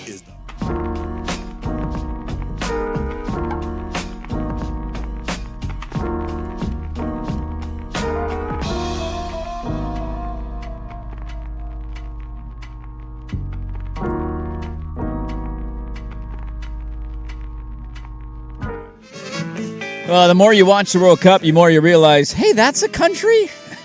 How about that? We'll get to the World Cup at some point. It is underway, and Team USA sure looked good on Friday night. People are very upset that the field is probably going to expand to the original NCAA tournament number. Let's just keep going, dude. Everybody. I heard Twellman yesterday on SVP, and he's like, oh, yeah. And he gave an argument for why this is actually bad. Yeah. He's like, I don't want to be a wet blanket, but he's like, but by 2034, it's going to get to 64 teams. What, you're telling me we can make another $1 billion in television rights if we have X amount more games? Come on down. I think it's in Saudi Arabia. Of course it is. I might be wrong on that, but he mentioned basically it's like, well. No, the next one is in Portugal, Morocco, and Spain. That's pretty sweet. No. 2034. Okay, the one after. Okay, 2 from now. 2 from now. Twellman, Okay. I think he said Saudi Arabia, and he was like, okay, it's probably going to go to 64 at that point. Got it. Well, that's exciting to think about. A couple more lingering thoughts on the NBA Finals. I want to read a couple of quick thoughts, and then we'll have a brief therapy session, if you will, and then what do we make of a dad commenting on this? Okay. Let's read a couple thoughts first. Somebody said we hate them because they're New York, and New York sucks. Can't root for East Coast teams. No, there's that. I get that. I'm talking about the team itself, though, not the fan base in the city. I guess I'm able to separate in markets. Like, I do this the other way. Like, when the Cubs won, and it's like, oh, my God, this long historic drought for Chicago, which it certainly was for the Cubs. They also, in my lifetime, have the most dominant NBA dynasty. They won 3 Stanley Cups. Like, the Bears haven't won in a while, but like you've won. The Blackhawks have won some cups. If you're a sports fan in Chicago, your life has not been miserable for its entirety. If you're just a Bears and Cubs fan, by all means, sure. And that's, I guess, I can separate it the other way for New York. Of like, I don't hate the Knicks with association of the Yankees being good. You know what I mean? Like, the Knicks haven't won anything in my entire life. It's similar fan base. It's a similar fan right? base. I get that. And I'm not, like, that's why to me I'm chuckling at, like, yeah, if you're a New York fan for long enough, you've seen if you're a Giants fan, you've seen them win a couple of chips. You've seen, you've seen different things over the years. Isn't it Yankees. the Boston thing that you despise? It's the kid who's like, I haven't seen a championship in a year. Right. Boston has had a lot more of those in New York over the handful of years, but New York, it's not like they've never won a championship, at least in modern times. Right. Yankees have a bunch of those as well. So there's that angle of it. Somebody said, I wouldn't be surprised if Fox is traded, but I also wonder what they could get for him with the contract after the final showing. That, to me, is a super compelling storyline of this. Of like somebody texted in, I think one of the matching storylines of Wemby not living up to maybe the expectation. On the other side of that is they have a 19-year-old guard coming off the bench who reminds me of Kawhi Leonard. Yeah. Like, I was trying to think of a comp for him, and I know size and positional fit is a little bit different than Kawhi. There's not one. He's not an elite this. He's just good all around, and he seemingly is years more mature than he should be at his age and ready to come in and fill in the biggest moment. The Fox and Harper conundrum is just, it's going to make for a really interesting offseason because I think they're going to try and trade De'Aaron Fox. I think you kind of have to. Well, why do you have to? Let me ask you that. Well, what's the alternative? Because Harper's not coming off the bench. Is Wemby going to get an extension this summer? I don't know how that works with him. Is he ready for one, or did they wait another year for all NBA? I think he's eligible. Him and Scooter the same year. Well, and he won DPOY, right? So he's eligible for a super. Isn't that how it works? If you win, he's I don't know if he's going to do the What if he did the Brunson thing? If he does the Brunson thing, that's a whole other angle of Brunson I want to talk about. But you don't have to pay Harper. You don't have to pay Castle. No, it's not even just about a financial thing. It's just about you can't keep Harper on the bench next year, can you? I mean, you can start Harper and talk to. I don't know if Fox cares. Oh, you don't think he cares about coming off the bench? I just don't. feel like that's a pretty unique thing for the NBA. Like we go through of like, are guys willing to? We have that debate a lot. But we don't. But see anybody speculating on like, you don't think we have no care? idea. You don't know him. Yeah, we have no idea. You have no idea if De'Aaron Fox is going to go. Yeah, actually, kid's ready. I'll be a sixth man of the year. Yeah, Keldon Johnson did it. Why can't I do it? Right? Like I don't know if they're forced to. They might feel like they have to now because he didn't play well. I also don't think that finals is going to steer a team away from taking on a really good player. My only thought of it I was wondering if Portland should jump into the fray. I'll be honest with you. I had a split-second thought. I don't think they will because they have Holiday and Dame and Scoot. And need more guards. I don't think San Antonio needs Jeremy Grant and Shaedon Sharp. But I thought, like, dude, if I was another team needing a player that can handle the rock and score, yeah, he had a bad finals. You're going to let 5 games dictate whether you're out on him? No, it's not even necessarily just a Fox thing. It's mainly a Harper's ready for the moment thing. And yes. and maybe you try the Blazer because Wemby's so good and big, maybe you can get away with the Blazer idea of Harper's your starting 3 because he's a bit of a bigger body. He's 6'6" and he's thick, man. Like maybe that's the route that you go in, just like a smaller starting lineup, and you kind of fill him into that role. And that certainly could be the case. And maybe Fox is cool coming off the bench. It has nothing to do with financials. It's just if Fox is going to refuse to come off the bench and Harper's ready, I think that's the move you got to make because he was outstanding, and he's only going to continue to get better. A couple other quick thoughts, and we'll get more into Brunson. Where did this go? Josh Hart. Now we get to play golf. Hey, now it's golf season, baby. So let's get to Brunson a little bit. Let's have a therapy session. How did it make you feel, Brandon? Watching an undersized guard win a championship with the players that Damian Lillard wanted to surround himself with. Yeah, I do. I don't blame people for taking the take. I also have no evidence that means they're winning the championship. You need certain things to happen, and things went their way. Karl Anthony Towns would not have been a part of that, equation. Well, people here don't want Karl Anthony Towns. No, they won't. He's too much of a jokester. But he wanted OG and he wanted Bridges, and that's the kind of player that Dame knew he needed to be surrounded by. It's in the face of the Becky Hammond stuff. You can't win with an undersized guard. Also, they didn't get him. God, there is a part of me that's like, there is a sliver of me, I should say. Sliver. Like, I heard it. I've heard it from his own people who are on social media. Dame wanted these guys. Mm-hmm. Cool, man. Was he super pissed and adamant? Or was it like, I like those guys. You do you. Because whenever he was asked, he's like, I don't do the front office stuff. That's Neil's job. So, did you try to dictate harder than we know? I'd love to hear that. He needed to be more LeBron. Is that what you're telling me? Yes, man. That's how the league operates. Yeah. But we didn't get it. It didn't happen. I was super happy for Brunson. I'm also not somebody that watched that happen. I'm like, oh, this could have been Dame. Could have been us. Brunson was special. Mm-hmm. Brunson's been special. When he signed that contract, I certainly didn't believe he was going to be somebody to lead a title team. Now, you need the right help around guys like that are limited defensively, and, you got to fill those holes right, and they did. They got the right role guys in, mixed with guys he had chemistry with. Mm-hmm. They identified the culture, the fit, and said, who's going to make sense? Well, we need wings. All right, great. What wings specifically? Well, how about guys he won national championships with that actually fill the voids of what we need to do everything guy who will rebound, assist, and score. Josh Hart, line 2. He's playing for a weird Portland team, doesn't know what they want to do. We can get him for a first and a player that doesn't matter. The junkyard dog who does all the dirty work. Bridges, who I thought had really low bad moments in this series, but also was good in the closeout game. And I think it was game 1? Yeah. Game 1 or 2, he had one of those really good games. Yes. It wasn't perfect the whole him and Kat, I felt like kind of flipped. Like one of them would have a horrible game and the other one would have a good game. They paid a very high price for that, and you can argue about they won the title. So if the 5 picks were worth it. Yeah. So I was really happy for him because you don't see guys his size do it very often. Game 2, he had 20 points, 6 rebounds, 6 assists. I thought it was great. I had no emotional feeling of, this should have been Dame. Could have been us, we blew our chance, and we know it.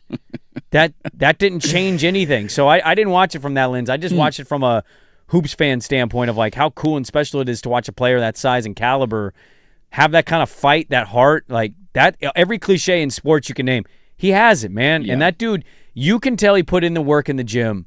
The line on the work he did in the summer, it hit hard because any summer that anybody's put in for any sport they've played, you grinded, man. When you really grind, you can see guys get that outcome, and for him to be able to have that and get to the mountaintop, I thought it was special. The other angle of it that I was chuckling at, so I stuck around. It's a Saturday night. I was glad that it kind of ended on a weekend because it gave me more time to enjoy all of the post-game festivities instead of being like, all right, it's like 9:40. I should probably go to bed and turn this off. Yeah. So I had Inside the NBA on all the way. I think I watched it all the way to the end of it. Almost. Yeah, you're just sitting on your couch like, I got nothing. I'm not good. Everybody's asleep. Like, let's just hang out. So they bring on the Inside the NBA crew, they bring on the Brunsons. So they come up, and he's still got his goggles on, and he just won Finals MVP and led New York to their first championship in 53 years, the Knicks, that is. And the idea of him being the greatest Knick was brought up, and his dad opined with this. I'm going to stop the argument, too. Yeah. And I love my son. Patrick Ewing, the best Knick that I've ever witnessed. Oh, I didn't say that. No, I just want people to I'm going to say it's going to be debatable. Can be debatable. No, it's going to be debatable now because the other thing, what he has done is he has ignited a culture that was not lit. It was the fuse was there. It was I called it the lamp that was plugged in with no power, and it was no power in New York, and he brought the power to New York. I got the power. I was cracking up at home because that wasn't the first. So the first one was Barkley saying Brunson is the greatest free agent signing of all time. Trying to and you can go with a lot of other big names obviously because there's been big free agents, mainly like the idea he's a second-round pick, this undersized guard of like really and then him taking $100 million less on his contract, all the things that go into them winning. And Brunson argued that he was like, no, Shaq's the biggest free agent signing of all time. And I'm just sitting there laughing. I'm like, is his dad taking a dump all over him on Inside the NBA after he just like he has to? Yeah, you don't want to say greatest. That's fine. Like he just won a championship. Isn't that what matters most? Oh, but when people win stuff, it becomes a debate of like where they are on the all-time legacy hierarchy stuff, right? And it's going to naturally become a topic of, is he the greatest Knick? And now for the next week, we're going to hear the debate. It's probably already happened this morning on all the national shows. Preposterous. Is he the greatest? Like, I just love that his dad is the one that... Let me just come out and say this. Let me cut you off right there. Patrick Ewing's the greatest Knick. If there was ever a moment for a dad to be proud and say, I think he's the greatest Knick ever... It's in this moment. Yes. This is the only time you usually get a pass for just saying out-of-pocket stuff that doesn't really need to be said. Yeah. And he couldn't do it. No. His kid dropped 45 points. Swag, look this up during the commercial. How many points did Rick Brunson score in like a 4-year span? Was it 45 points total? I told my wife because I said, this is his dad that he's hugging. And she goes, oh, he's played in the NBA. I was like, yeah, he's a journeyman. He was a Blazer. What kind of Blazer was he, Sprague? I got a Franz loaf of bread with Rick Brunson's card, and I went, oh, Rick Brunson? And I threw it because I didn't want Rick Brunson. He's got to give you a first take, hot take in the postgame with his son. No, hold on. His son scored 45 in a shut that down, okay? You know the Patrick Ewing, all right? Patrick Ewing. The most he ever averaged in a season was 5.5 with the Clippers at the age of 32. I'm serious. Is there a 2-year run of his entire pro career where he didn't score 45 total points? It has to be a thing. Has to be a thing. His kid did something we haven't seen since Jordan, and he's on the postgame like, nah, he's not the best of all time. Yeah, well, he got traded. He got traded in 2001. 2001, he played a total of 22 games and scored 46 points in the season.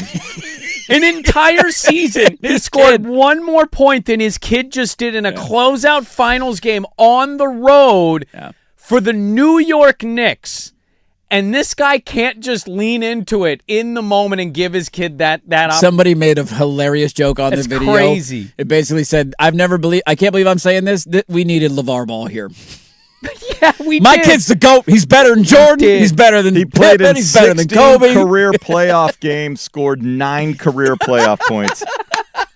9. Like that is the all-time moment. More than 9 in that game. That one made me crack up. Brunson is obviously the MVP. He was fantastic, and New York exploded. Let's put a bow on a couple other things around the NBA now. Man. Hey, everybody, welcome to the off season. The waters are warm. We're getting a coach now. Giannis watch, coach updates. Where are we at next on the Fam? Hey, Sprague here. Hang on.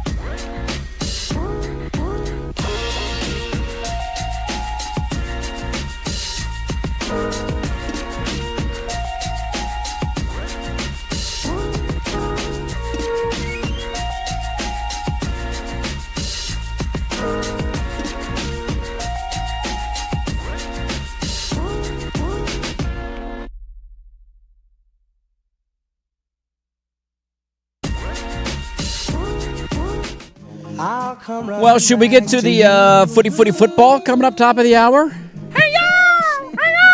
You get a goal, and you get a goal. Are we dominant now? Are we ready to take over the world? Talk about that final hour of the show.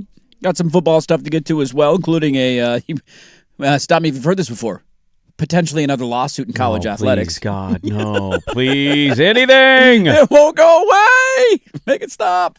But I'd rather talk about UFC 250 than you want to talk about UFC? Is the former First Lady a man? Do you want to do that topic today?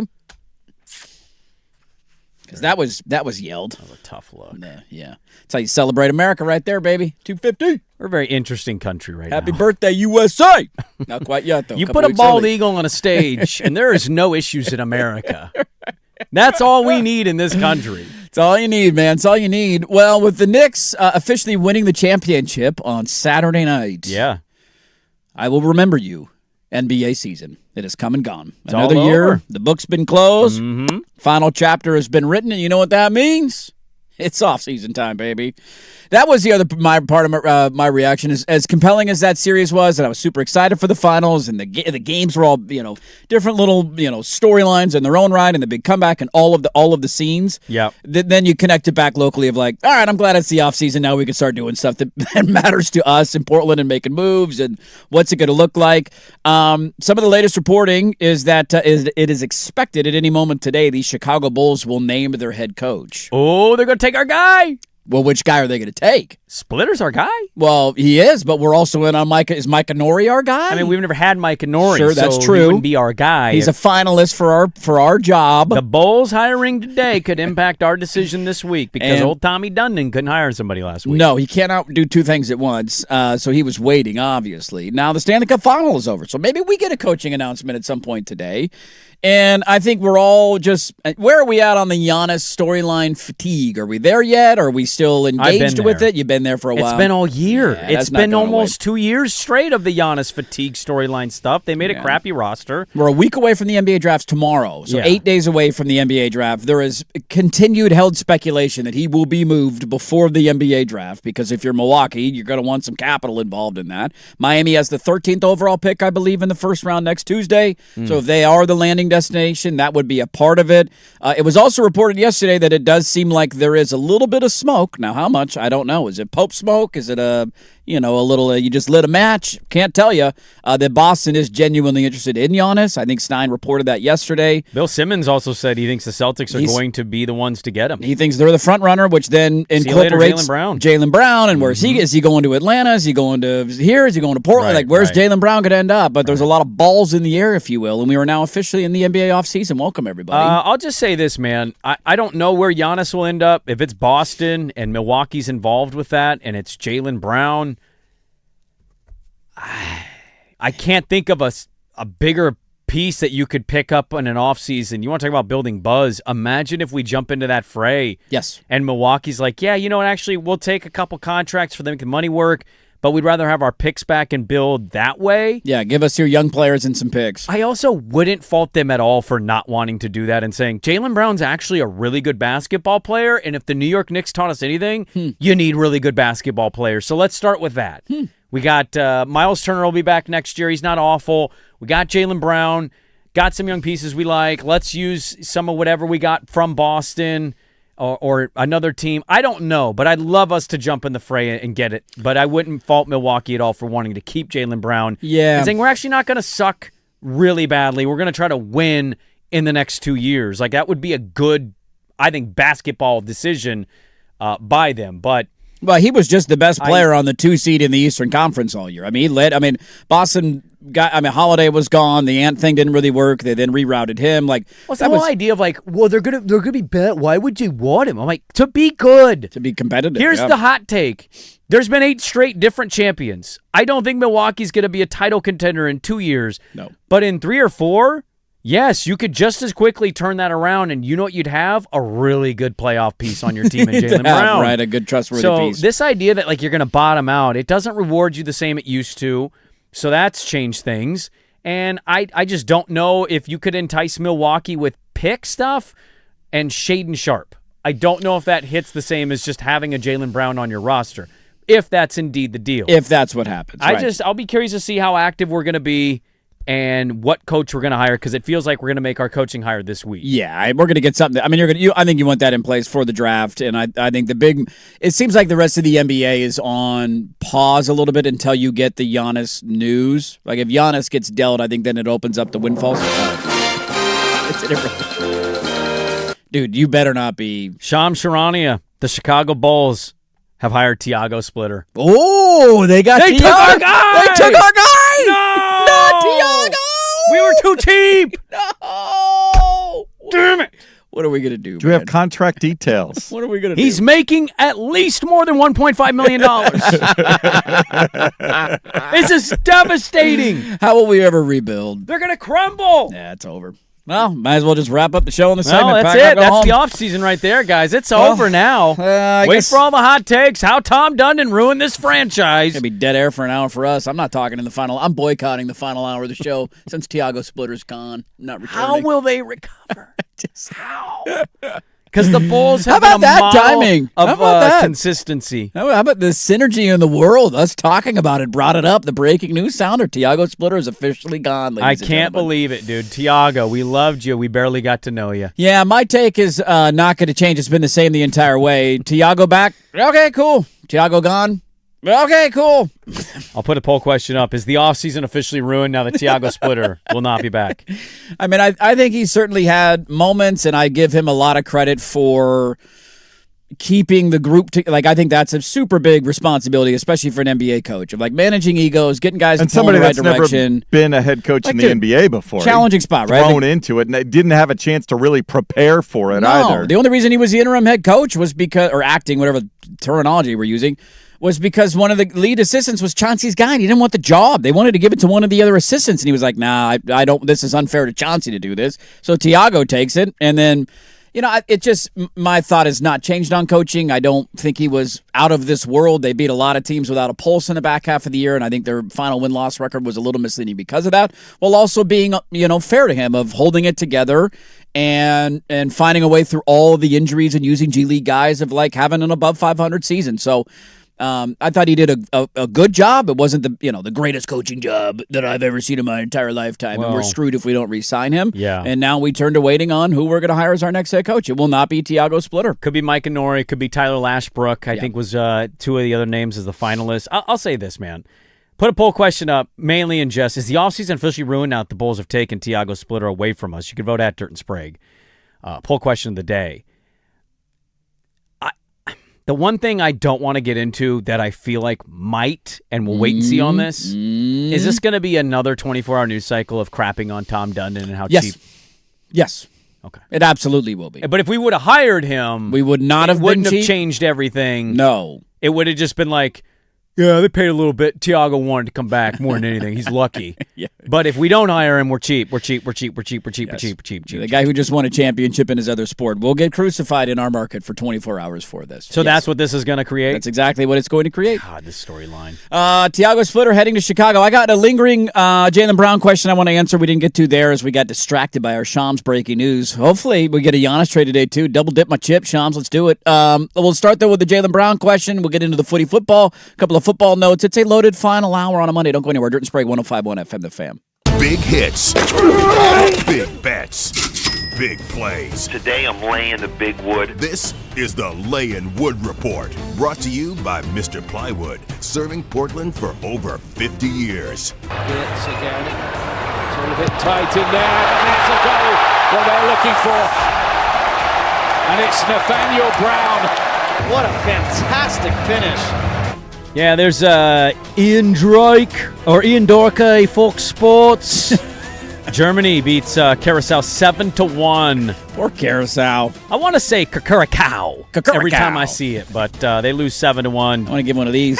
Yeah. To the Germans. People are upset because when you expand the field, point differential matters.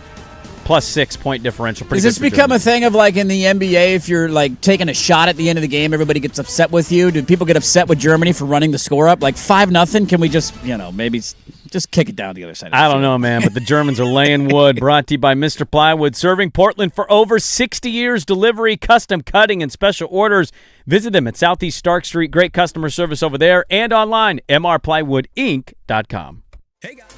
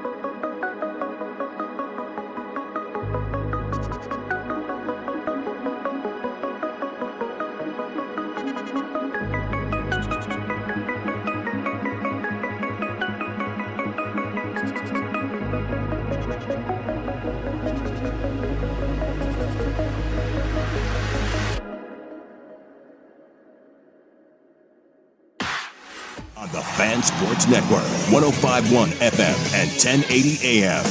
First on the Fan as Blazer fans await the announcement of their next head coach. We now know it will not be incumbent Tiago Splitter. Shams Charania of ESPN reporting this morning Splitter has been hired by the Chicago Bulls to be their next. No? Oh. We're the losers. Okay. I thought we got butt cracked there. There are 4 more games in World Cup group play today. We'll start the tournament here in just moments with favorite Spain facing Cape Verde. That'll be followed by Belgium and Egypt at noon. Those games will be on Fox 12 Oregon. At 3 o'clock, Saudi Arabia takes on Uruguay. That'll be followed by Iran and New Zealand. At 6, those games on FS1. The Portland Fire on the road at the Minnesota Lynx. 5 o'clock tip tonight. Pre-game coverage on 910 ESPN. Portland starts at 4:45. The Fire 14.5-point underdogs. I'm Jason Swigard from the George McCoy at Warren Allen Sports Desk. Don't call your mom. Call George McCoy at warrenallen.com. This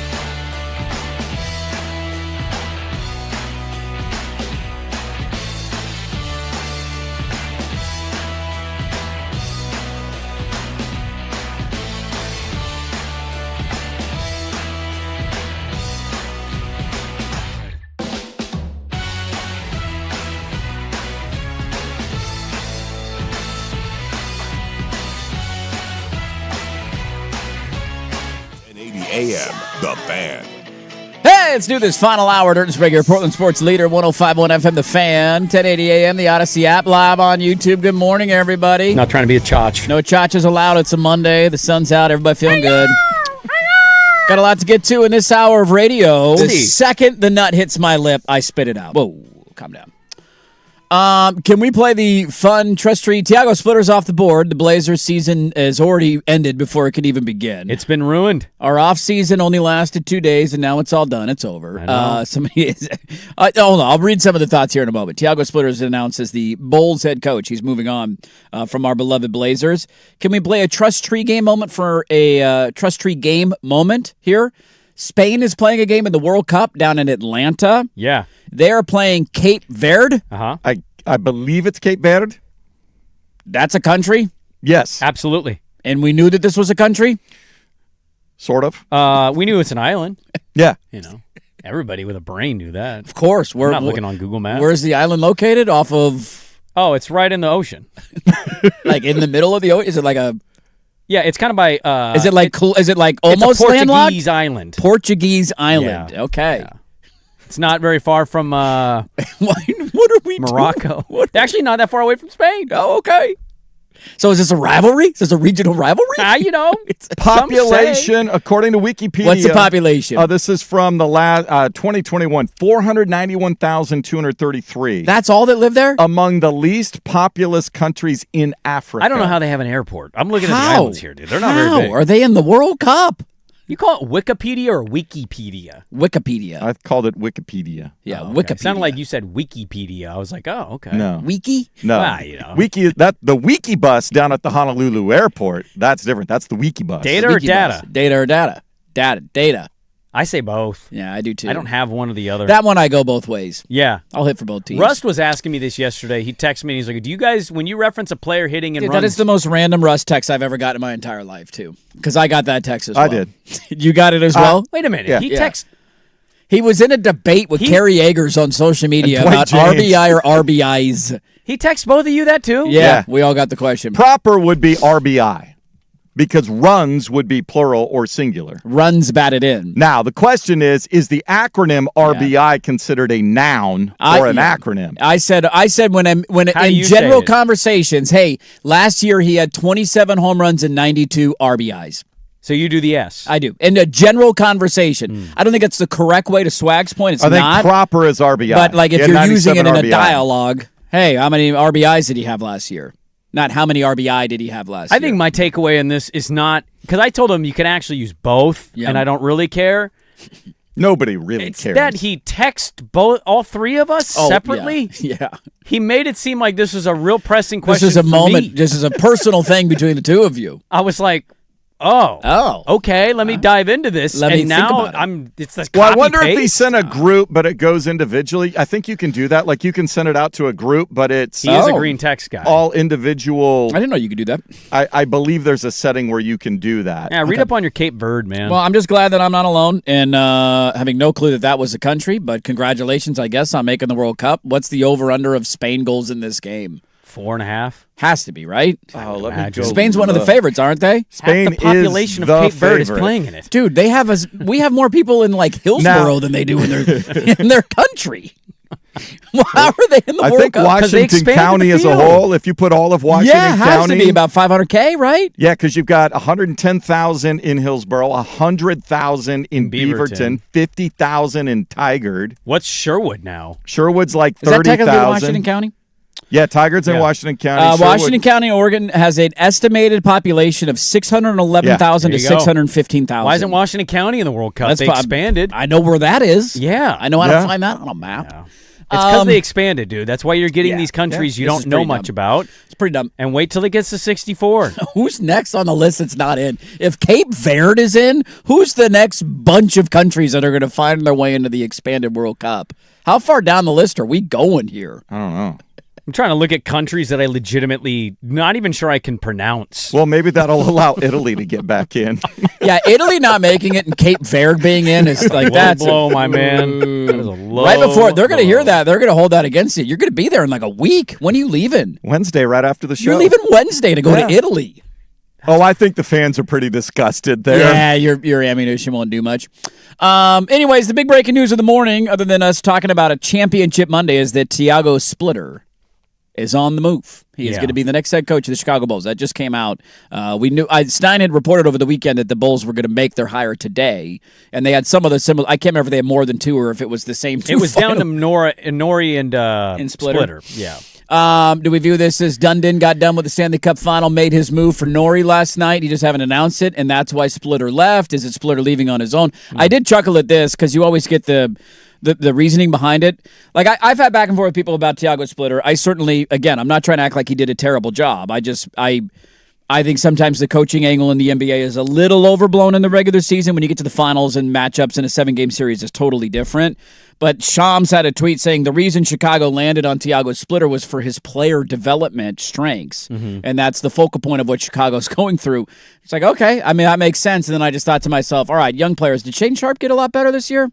A lot better? No. Like, did he improve? Do we feel any differently now than we did about Shane? Improved. I don't know if he got a lot better. Do we feel any different about Shane Sharp now than we did a year ago?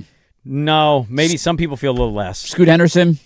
Hey, came on at the end and only played like 30 games. He did. So what do you Had want? a great moment in the playoffs. What do you want Splitter to do about that? I'm just saying, the idea, did Kamara take a big jump this year? I wouldn't say he took a big jump. Do you think Donovan did? I would argue Kamara technically regressed because wasn't he all defense last year and not all defense this year? That's not a regression. That's just more people to the conversation. Klingon did, certainly. Like, you could give that Klingon. Yeah. Why doesn't he get that credit? He's a big. I'm just saying, I find What position does Splitter play? So he could only develop center? Did young Hansen get better as the year went on? Well, that's different. Okay, that would apply. That was out of his control. I just love the terminology used when coaching hires are made of like, it's all about player development. Well, that was why they hired him. Yeah. He actually had that reputation. You need to develop players. I get it. Yeah. Chicago is certainly in a different spot than we are. Tiago is on the move, though, and somebody said we are not being Portland enough. We are not screaming enough for the overreaction crowd. Up. Your neighborhood restaurant group brings the fan poll question on Twitter. Dinner tonight at one of the 5 locations: San Diego's Big's Chicken, Reverend's Barbecue, 808 Hawaiian, and Laurel Horse Market Steakhouse and Butcher Shop. And that is the poll question of the day. On Tiago Splitter going to Chicago. Is the offseason officially ruined now that the Bulls have taken Tiago Splitter away from us? Yes or no? You can vote at Durnsburg. You're not being Portland enough. This obviously means the team is relocating. I'd like to apologize to the Kalamazoo Kazoos. Good luck in their future with your new head coach.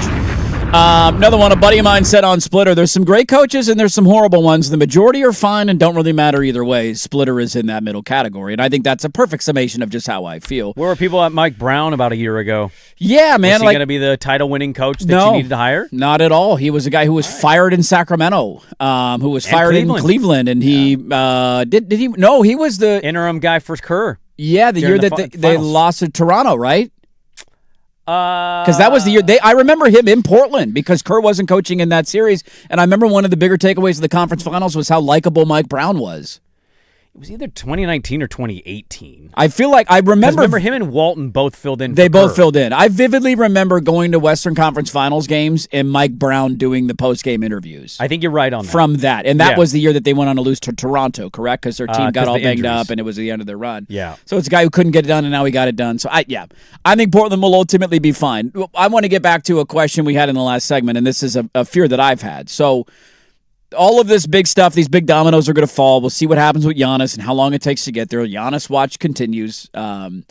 Now there's the angle that the Celtics might legitimately be on the brink of getting him and maybe the favorite to land him right now. Which it says Brown went 11-0 in 2017. Okay. So that would have been the year they won the title. I remember going to conference. I remember those press conferences. I'm not saying you're wrong. I'm just reading. It said he went 11-0 in 2017. Did he fill in again at another time? Maybe. Kerr had lingering back issues continuing to pop up. But the idea of Jaylen Brown being available, I guess, what is the reaction for us if there is a Giannis to Boston trade in which Jaylen Brown is included, which obviously will have to be the case because I don't think financially you can make it work any other way. Mm-hmm. Brown is included, and he is rerouted to fill in the blank, not Portland. Let's say Atlanta is the team that jumps in there and grabs the Jaylen Brown slops, if you will, which aren't slops. Well do that. He was top 6 in MVP voting this year.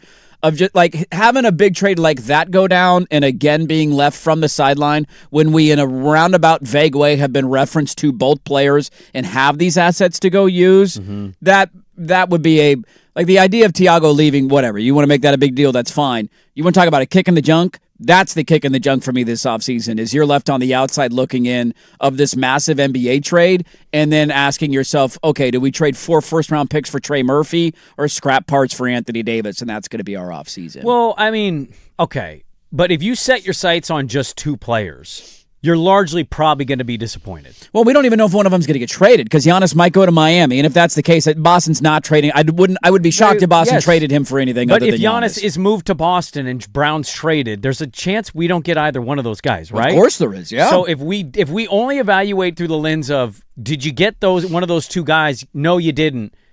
Well, then you're probably going to find disappointment. Like if they actually miss out on both guys, assuming there's movement, and I tell you they get Anthony Davis, what is the split going to be with our listeners? It's going to be probably more anti than pro, but I'm also going to look back and go, oh my God, they've taken a swing and an initiative to get better. It's not a disaster. I'm okay with AD because you're holding unlikely to your draft capital, and I believe he's on an expiring deal. He is on an expiring. How quickly do you go from, hey, they made it, they took what a move, to, hey, they're taking a swing, to who really cares? Right? Like that sliding scale of the NBA offseason, for the Blazers, it's a pretty fast, quick fall from one to the other. We have spent so much time talking about the Giannis idea, which we all knew was probably not going to happen, but dare to dream. And then it's like, what did you get? We got Duncan Robinson. Yeah. Like, that's going to be a... Oh. Okay. It's basically Giannis. And so I don't want to set myself up. I don't think people should set themselves up to Giannis, Jaylen Brown, bust. No. If they get Anthony Davis, we'll talk about that move, if that's indeed the move that they make. And all reports are that they're interested in Anthony Davis. They try to get him at the dedeadline, according to some. I just, for the life of me, I hope they find a way into the Jaylen Brown stuff. And I understand he's not perfect. I understand he's a bit different. He does his podcast stuff. Dude, he fits Portland to a T.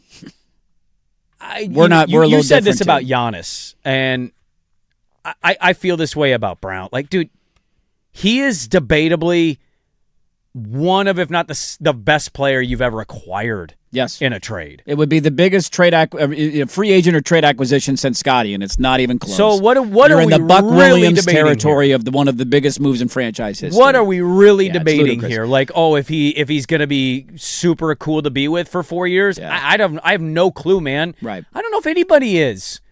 I'm not going to act like Denny's been Mr. I love Portland. He's done multiple interviews where he's like, yeah, it's interesting. He's not like super in on the way Dame is. I think he's playing well here, and that's what he likes. So, like, we got to stop with this nose in the air of who should we get and who should we not be risking it all for. Right. We're Portland. So, like, at the end we of got the to day, move if on Jaylen from Brown that, is an option to dive into, taking him. I think the franchise would take it, and I'm going to be super stoked if they get it. I don't think I think you're spot on the idea of I'm not going to go if that move. Let's say they get the announcement today, the trade happens, Brown gets dealt to Milwaukee and then rerouted to Atlanta or whatever the scenario is, and we're not involved or on the outside looking in. It's certainly not going to be the entire offseason is a disaster. Like, you got to wait and see how the rest of the thing shakes out. Because I'm not one who's out on trading for Anthony Davis. I think there's a little bit of tread left in those tires, if you will. I think you'd get a motivated guy on a contract year trying to prove himself. He's been dealt 3 times in, 3 trades in a 2-year span or a 1.5-year span. Like, I think you get a motivated player. I think you wouldn't have to give up all your draft capital for it. And if you get a healthy, good version of Anthony Davis, he's a game changer. He's one of the best players in the NBA, and I think he still has that ability to do so, again, if he's able to stay available. So it wouldn't be a disastrous year. It just would be the tough feel of, like, depending on what Atlanta or just fill in the blank, right, whoever the other team is, was to put into that trade of being like, man, we couldn't have matched that. Like, to Part go of it has to be where the player wants to go to, and Brown would probably, I would guess, prefer Atlanta, you would assume, unless the West Coast thing's a really big deal for him. And Atlanta, if they don't have to give up all of the stuff, that's a pretty fun fit. No doubt about it. We also have a really good trade history with Boston over the years. We do. And we've done favors for them, and Drew Holiday went and won a title, and then, it was a return for Anthony Simons. Yeah. And so there's a good working relationship Same there. Same with Milwaukee. Like, there's relationships that are built in. Like, we debated the idea for a year, I felt like, of trading 2 first-round picks for OG Anunoby, who ended up being a very good player for the Knicks. And we didn't know at the time that those players were going to end up being Scoot and Shaden. But obviously now in the aftermath of it, you would say, yes, I would trade Scoot and Shaden for OG Anunoby in a heartbeat. At least I hope everybody would, because that's the right idea. And then he ends up going for RJ Barrett Emmanuel quickly in a 2nd-round pick. It's one of those of like, God, that was too rich for us. And then that's the trade. Not that RJ Barrett's a bad player. He's fine. But it's just that idea, if you're left on the outside looking in, how could you not have gotten to that mark? And maybe your point's right about Brown wanted to go to Atlanta, and they cared more about that than sending him to the best overall offer, if you will. I guess my hope is if there's a big move that happens that we're in the fray somehow, some way. And when I get that Shams breaking news alert, I see there's a Portland component of it, of us getting something that matters. To me, waiting and seeing who the coach is going to be and what moves they make, I'll just add this. A lot of noise is going to be made today because of what just happened with Splitter and the Bulls. And I'm already seeing a preview of what's going to come probably after our show today. It's going to be a lot of more noise on Dundon, and it's always been Dundon since he got the team. Yeah. This is an offseason where every ounce of the spotlight away from Dundon and city funding, it needs to be on this front office. Yeah. This is your offseason. Kevin Huerter and Dame Lillard are the new pieces to the equation. No. There needs to be a substantial move here. Otherwise, you're basically just doing what Neil did. You're standing pat and you're being totally cool, being at the middle bottom tier of the Western Conference. If you make Anthony Davis moves and it doesn't work, I don't know how much I can really fault you. If it's Jeremy Grant and Shaden Sharp for Anthony Davis and it doesn't pan out, whatever, dude. If you get Giannis, if you get Jaylen Brown, you get into the sweepstakes of some of these names, like I'm going to look and go, okay, here we go, man. We're all about this. Yeah. If it's going to be minimal role guy because he shoots 38% from three, you're not selling me on a whole lot. So a lot of noise is going to be today, I think, on Dundon again and how we lost out on Splitter because he's cheap and all this other stuff. This is the summer of the front office. We just made the playoffs for the first time in 5 years. We didn't last very long in that situation. A 19-year-old snatched our souls on our home court. The GM literally said last summer, winning time starts now. Winning time starts now with Dame coming back. Literally said it last summer. It's time for that. Let's go win. Enough with the Dundon cheap stuff. Enough, city, all that stuff's going to work itself out, right?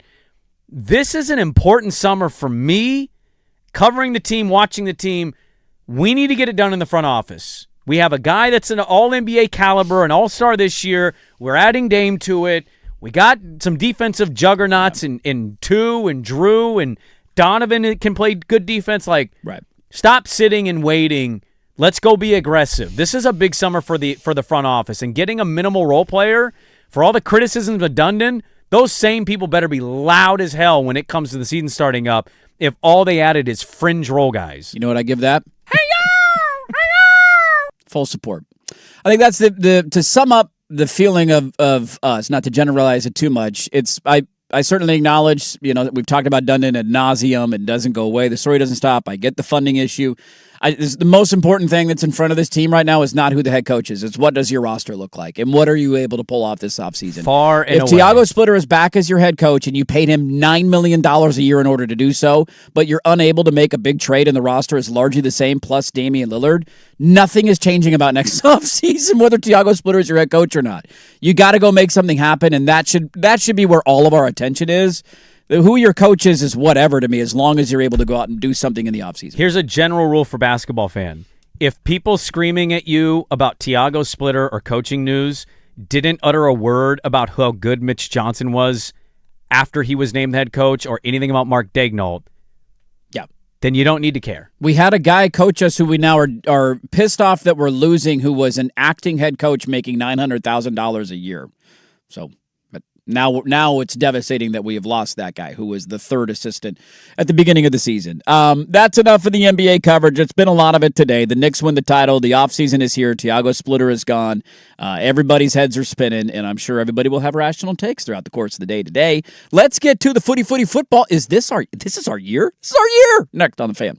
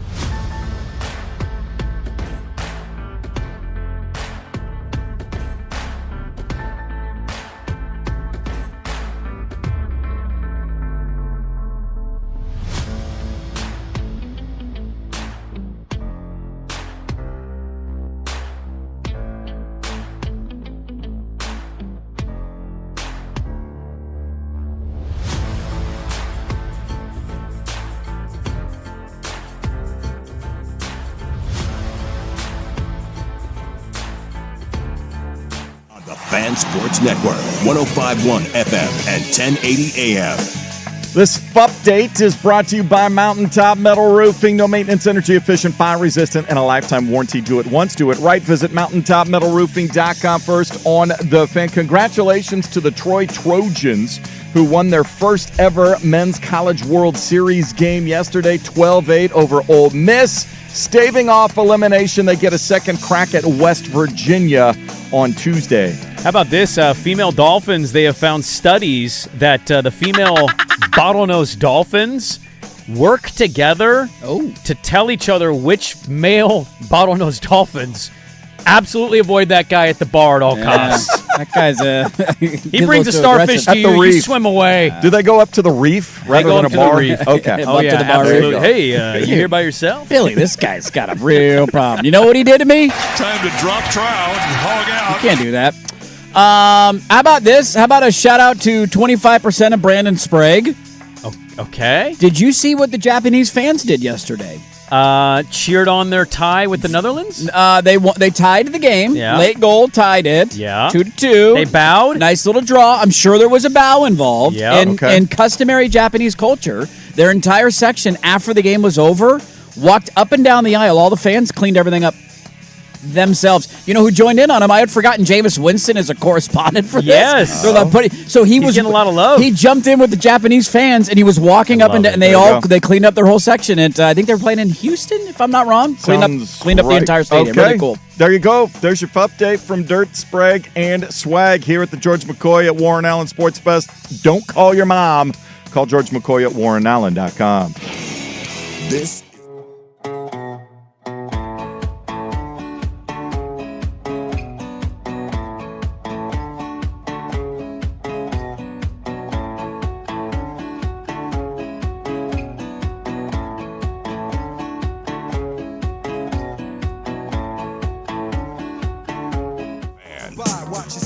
Welcome back in. Happy Monday, everybody. It's probably already 8,000 degrees out there right now. Hopefully you got your ACs going.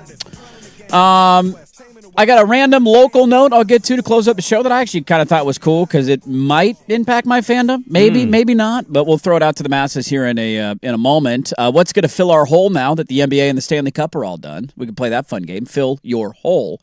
One of the things that we'll be doing it in the short term, and did a little bit for me, I don't know how much you guys watched. I didn't watch a second of the College Baseball World Series. I felt a little bad about that, but Why do you feel bad about it? I don't know. I do enjoy it when I turn it on. It's not one of those that this is incredibly boring. The Omaha stuff's cool, and I can North Carolina's in the final, right? Is the final already here? No. Carolina just started, right? is in they're 2-0, so they advance to the semifinal. The semifinal. That's so okay, then Troy and West Virginia, whoever wins that will face them to go to the championship. Did you see the Pat McAfee Jello shot controversy from last week? Because West Virginia's there. No. Yes. So he went to do a live show. Okay. Talk about his Friday. He did a live show Friday morning from the College World Series. West Virginia in town, jumped on a private jet and flew to L.A. To go to the USA World Cup game. Friday night. Tough little Friday night. $60 million a year. So he tried to go into Rocco's and write a check, because Rocco's is the name of the bar where they do the Jello shot contest, and he tried to write a check for $150,000, and the guy somehow didn't know. There was a miscommunication. He was like, this check's going to bounce. I'm not taking it. What? And turned down the money, and then McAfee was like, what? I'm just trying to give you free money, and you don't want it. $150,000 check, and the guy said it was no? a whole thing. And then how does nobody step in and go, that's Pat McAfee? Right? And so then it was $60 million and McAfee then tells the story on the air, and then everybody starts dumping on this bar, and it's like, God, that took a turn for the worse. But I will say I watched. So Friday night was a USA game. I had the game on the entire time. Mm-hmm. Very fitting Dirt soccer fandom. I feel like whenever I watch a soccer game, I happen to get up and move at my timing is horrible. I always get up and y'all watch 15 straight minutes, then something pops up. You miss the goal. You walk into the kitchen, you're like, damn it. You lean across the door, you're like, I want to. And then you sit back down for 15 minutes, and then you're like, all right, I got to go take a leak. You get up, take a leak. Damn, then you hear it from the other room. So I had a little bit of that. But Team USA won. How much World Cup did we watch over the weekend? Were we tuning in? Of the USA match, 35%. Okay. I want to be honest on that. I don't care. I saw a little bit of the Japanese-Netherlands match. Mm-hmm. I saw a little bit of the, with the first day festivities. I saw some of the kickoff of that. Sure, the Mexico, the Canada game, all that. Yep. South Korea. Is that it? And whatever's going on behind you. Cape Verde's holding their own, by the way. Our Cape Verde. Our fighting Verdes or nothing. So I watched some of the USA Paraguay because Patrick told me, because, Soccer Patrick here, Timber fan. Yes. He tells me we're going to win our group stage easily. And I'm like, okay, what does that mean after that? He's like, well, and then he starts going into it. So when you tell me we're going to win something easily, I don't have a lot of excitement and buzz about the group stage of it. Are we going to get a poo-poo Friday night? No, I'm not poo-pooing. I watched. No poo-poo? And they won 4-1, so I'm like, let me get a better understanding of this. Because 4-1, that's a lot of goals, right? We did the Germany I got some numbers game, behind it. It's literally one of our best performances ever. And that's what I read. I read two different pieces where people are claiming this is the best men's soccer performance of all time. It is their +3 goal differential in the game. I don't know if you're aware of that. The goal differential 4-1. +3. +3. That is their largest World Cup win since 1930. Yeah. 1930. Yeah. That's a no countsies. That was the first World Cup, by the way. Their 4 goals are the most ever for the team, a Team USA in a single World Cup match. The Balogun, who had the 2 goals in the game. Yes. Is that how you say his last name? Yes. He is the first multi-goal World Cup game by a U.S. player since 1930. We have not had a player score 2 goals in a game since 1930. Now, Pulisic ended up getting hurt. Is he okay? Do we have an update on his status? I guess he said he got kicked. He got kicked in the back of his calf, and it was starting to tight up, and it was totally precautionary. At least that's the story they're all sticking to. Okay. It was totally precautionary. They were up 3-0. Let's not chance it here in the first game of the entire tournament. I will say, it was I was curious to see what the spectacle was going to look like, right? They're playing these at NFL stadiums. That one was at SoFi on Friday night. That one looked like it was mostly full. It looked mostly full. Most of the environments have been pretty solid. Like, I'm flipping around and watching these random-ass games, and I don't care that much. Just World Cup, something to watch, especially in the middle of the day when there's nothing else on TV. And there's some that are a little more sparse than others, but there's a decent showing at most of them. I'm sure some better than others. The USA atmosphere was awesome on Friday night. At SoFi, yeah. And I've been wondering, how is this going to translate in the weeks to come? Because we know there's an element of soccer fan that this is your religion, right? It's the World Cup. Yeah. It's the ultimate, tournament. So you're all in. Where these tournaments end up hitting is when they can find a way to drag in the non-soccer guy, and how do you make it compelling for other people? One of the biggest things that I've had that's been a deterrent to me watching more World Cup in my lifetime is that the Team USA usually sucks. And we've made it out of group stage. I get that before. But then it's like, whatever. It's not that compelling to watch. You get a 1-1 draw, and it's like, yeah, we got in on points. That's pretty cool. Or our goal differential was better than this team's goal differential. To see them do what they did Friday night, I got to admit it. It moved a little bit. It was like, whoa. It was fun. They came out, scored a goal right out of the gate. The whole arena was jumping. Then they scored shortly after that. More than one dynamic player up front. It was just fun. It was a fun brand of soccer. It was entertaining. They looked good. It's like, all right, now I'm going to be playing golf on Friday, so I'm not going to watch a game, but I'll keep a close eye on the score. And the rest of the games, I'm not canceling up for something. Watch the World Cup. It's getting me. I'm going to skip the next match. It's getting me. It's not to the level of canceling a golf round yet, but I will say it roped me in a little bit with the way they played Friday night. And I imagine most of the countries are saying we love winners of this country, and they won big. First of all, Paraguay is that's not a bad team. That team beat Argentina, I believe I read. Yeah, I don't have a frame of reference on Paraguay. Is that they are the worst team in the group that I think they're ranked like 45th. Can you put this in college football terms for me? But they beat Argentina is what I read. Well, in one of their qualifying matches, because they're down in... That's a big win. If you're trying to qualify, you can beat Argentina. Well, Can you college football terms this for me? What is Paraguay in the college football world? Michigan State? I think they're better than Michigan Minnesota? State. Minnesota. Minnesota's a good one. So we housed Minnesota. Yeah. Okay. Oregon, Minnesota. That was the But outcome. we're not Oregon, though. Are we Oregon? No, What are we? I think we're Texas Tech. I mean, okay. Isn't that the same result? I mean, I'll take that. If Texas Tech with Sorsby... As long as our goalie's not gambling on the games, I'll take that. Look, your whole point, too, of roping people in, the World Cup is kind of different than this. The NBA Finals, they're trying to get people in. The Stanley Cup, trying to get people in. The World Cup doesn't need you. No, I'm glad you're part of it. It certainly doesn't need me. They'd love to have you, but they're going to... I just know there's a lot of people out there that are like me. I know, but those numbers are going to be mammoth. I'm not saying they're always mammoth, but if USA lost the game 2-0 to Paraguay on Friday night, I think people there like would have us been are panic. There would have been panic, and let's say they sure. don't make it out of the group stage. Like, I do think there's a percentage of this country that will turn the tournament off. Yeah, but I think we're in the vast minority of it. Oh, really? Yeah, just because of the event. Yeah. I think the World Cup separates itself. The event, also a the lot fact, differently. well, now the NBA and NHL finals are over, so you don't have anything dragging into this week. This is a whole filler. You have 4 games a day all throughout daytime into the evening. This your biggest hole filler for the next couple of weeks? No, Probably. the Atlanta Braves are. Oh, okay. But I quit on my team. So and we're ice cold right now. I need a filled hole. I will be following. I'll be watching. I think the interesting thing here for me is Taylor Twellman saying the expansion of the tournament is ridiculous, and it's only going to make things infinitely worse because you're going to have too big a goal differential. Like Germany having a 6 goal differential is huge.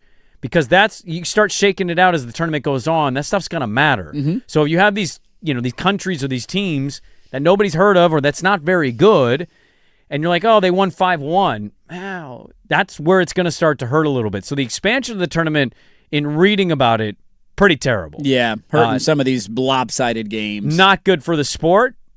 Impressive to say it's our most impressive performance ever. In nearly 100 years, it's the best thing we've sport done, man. is winning 4-1 against Paraguay. What does that mean for their luck going forward? I have no clue. I'll tell you what it means. We're going to go kick the crap out of the Australians. That's what we're going to do. I hope so. And then whoever else is in our group that we play out for that I definitely don't know, we're going to kill them too. Turkey. Turkey-a? Yeah, they're going by Turkey now, like Czechia. Yeah. What? Yep. Yeah. Huh? Turkey. Yep. Turkey-a? When they changed that? 2 years ago? A couple years ago. 3 years ago? What? Yeah. Turkey is now Turkey-a? Turkey. Yeah. Kind of sounds cooler. That's a cooler name. Turkey. I'll give it to you. Yep. Yeah. España and Cape Verde still scoreless. Should I go put a bet on Cape Verde? What are the live odds on this bad boy? Where would that rank? And just this has to be a massive upset, nil-nil right? draw. It's the beauty of watching, so I just have no clue what I'm watching. Last one, and then we'll go. I promise we're against How it. the hell did he miss that? Why sometimes when the ball goes out by the goal and it's not a corner kick, do they have another player kick it to the goalie first? That's always been allowed. You can always do that. So teams are just choosing to do that instead of having the goalie do the free kick? Oh, okay. I didn't know if that was like, I was like, why are they kicking it? No, any player can take that kick. Oh, okay. To restart play. Got it. Learn something new every Cape day. Verde plus 2,200 right now. Spain still minus 450. I'm doing it. Don't. $2. I'm doing it. $2. It's $2. It's gone. See you later, $2. Until Cape Verde pulls off the upset. They should have just scored right there. That was offsides. Get out of here. We'll wrap it up. Final thoughts on the show, including some tragic news over the weekend. Close it up on a Monday Next on the Fan.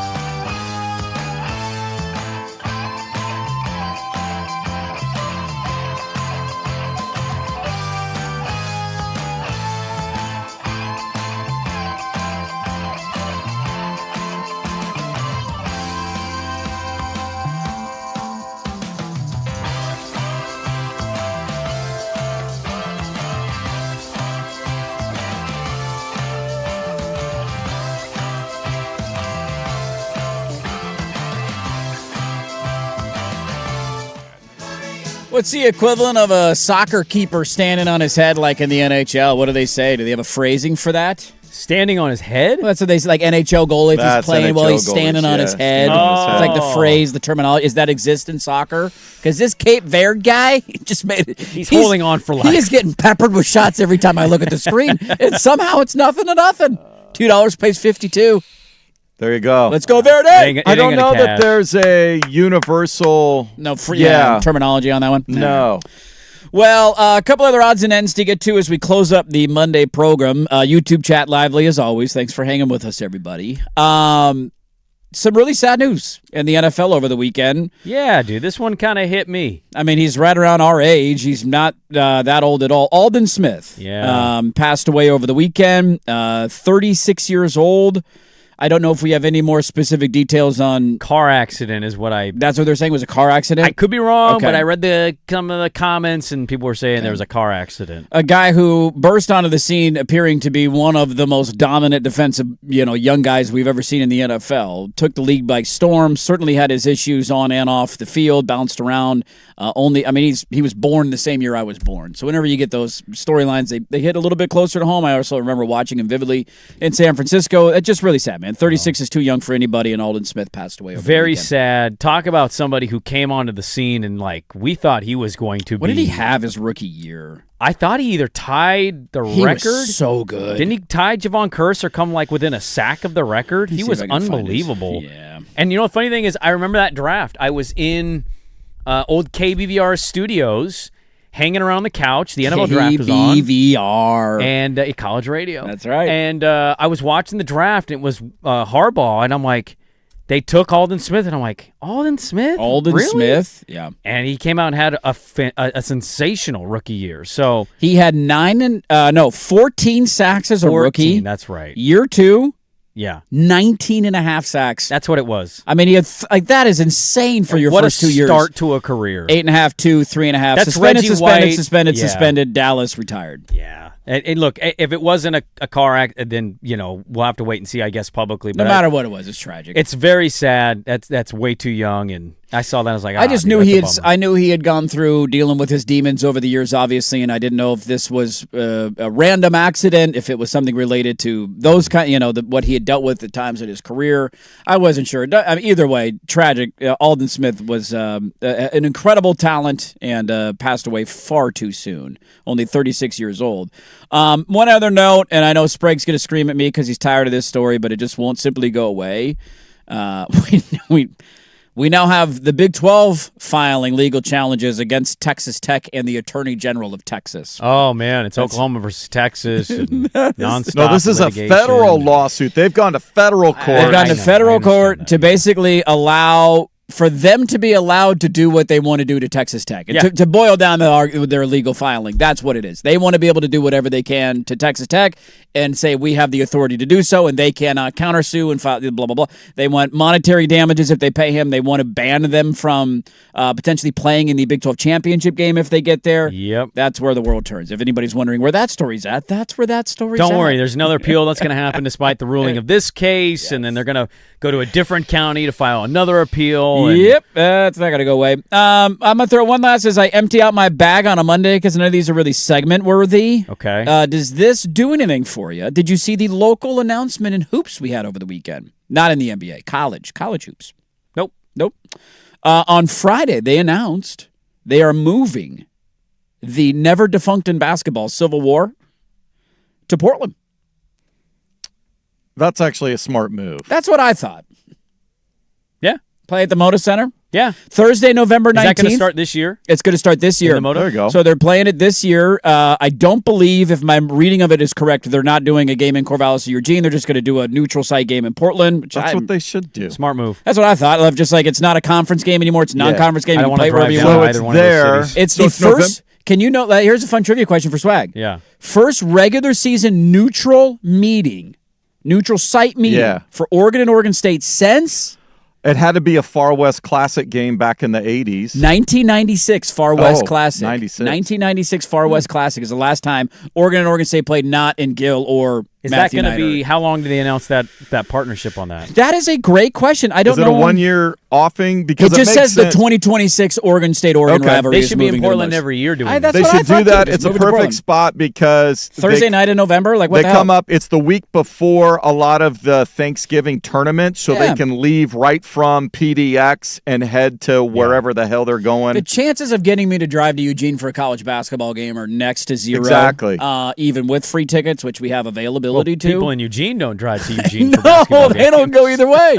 And my team's going to blow again next year, but this is one I'm like, so if I have nothing going on, game 4 or 5 of the regular season. Early in the year. And a chance for all the fans in the Portland region to go look at the team, and then maybe they can incite, seeing them play and see if they got a dude or look like they might be good. That might be the thing that encourages you to, okay, if Michigan comes to town, Ohio State comes to town, San Diego State comes to whatever the case. I'm still not going to go. It might. If you guys blow us out, can we steal your coach? That'd be very problematic if you did that. I think people would riot. After the game, just grab I already am worried about it. Hey, we got our guy. What if he has a good year one? You want to come live with your wife in Eugene? I'd love to be there every day. Give us this guy. I like that. That's a good decision. I thought that was smart. Like, it's college hoops. We don't really care that much about it here locally, but I thought it was smart to move it to Portland. That was announced over the weekend. That will do it for us, folks. Good little show. What else will happen? And our time off the air. Who will we get? In the next 20 hours, what could possibly happen that we will have to talk about by tomorrow? It's already started, the screaming about Dundon. Yeah, it's over. Pack it up, move to Kalamazoo. It's an all-time fumble job. Yeah. We cannot recover from this. No, we cannot. We can only hope to one day get a hockey team because the Blazers are moving. That'll do it for us, folks. If you missed any of the show, go check the podcast, 1051thefan.com, at Dirt and Sprague on Twitter, at 1051thefan on Twitter. Hope you all enjoy the rest of your day. Thanks for being a part of our Monday. We will talk to you tomorrow at 6 a.m. The Firm, Harrison Meringue is next. You're listening, 1051 FM The Fan.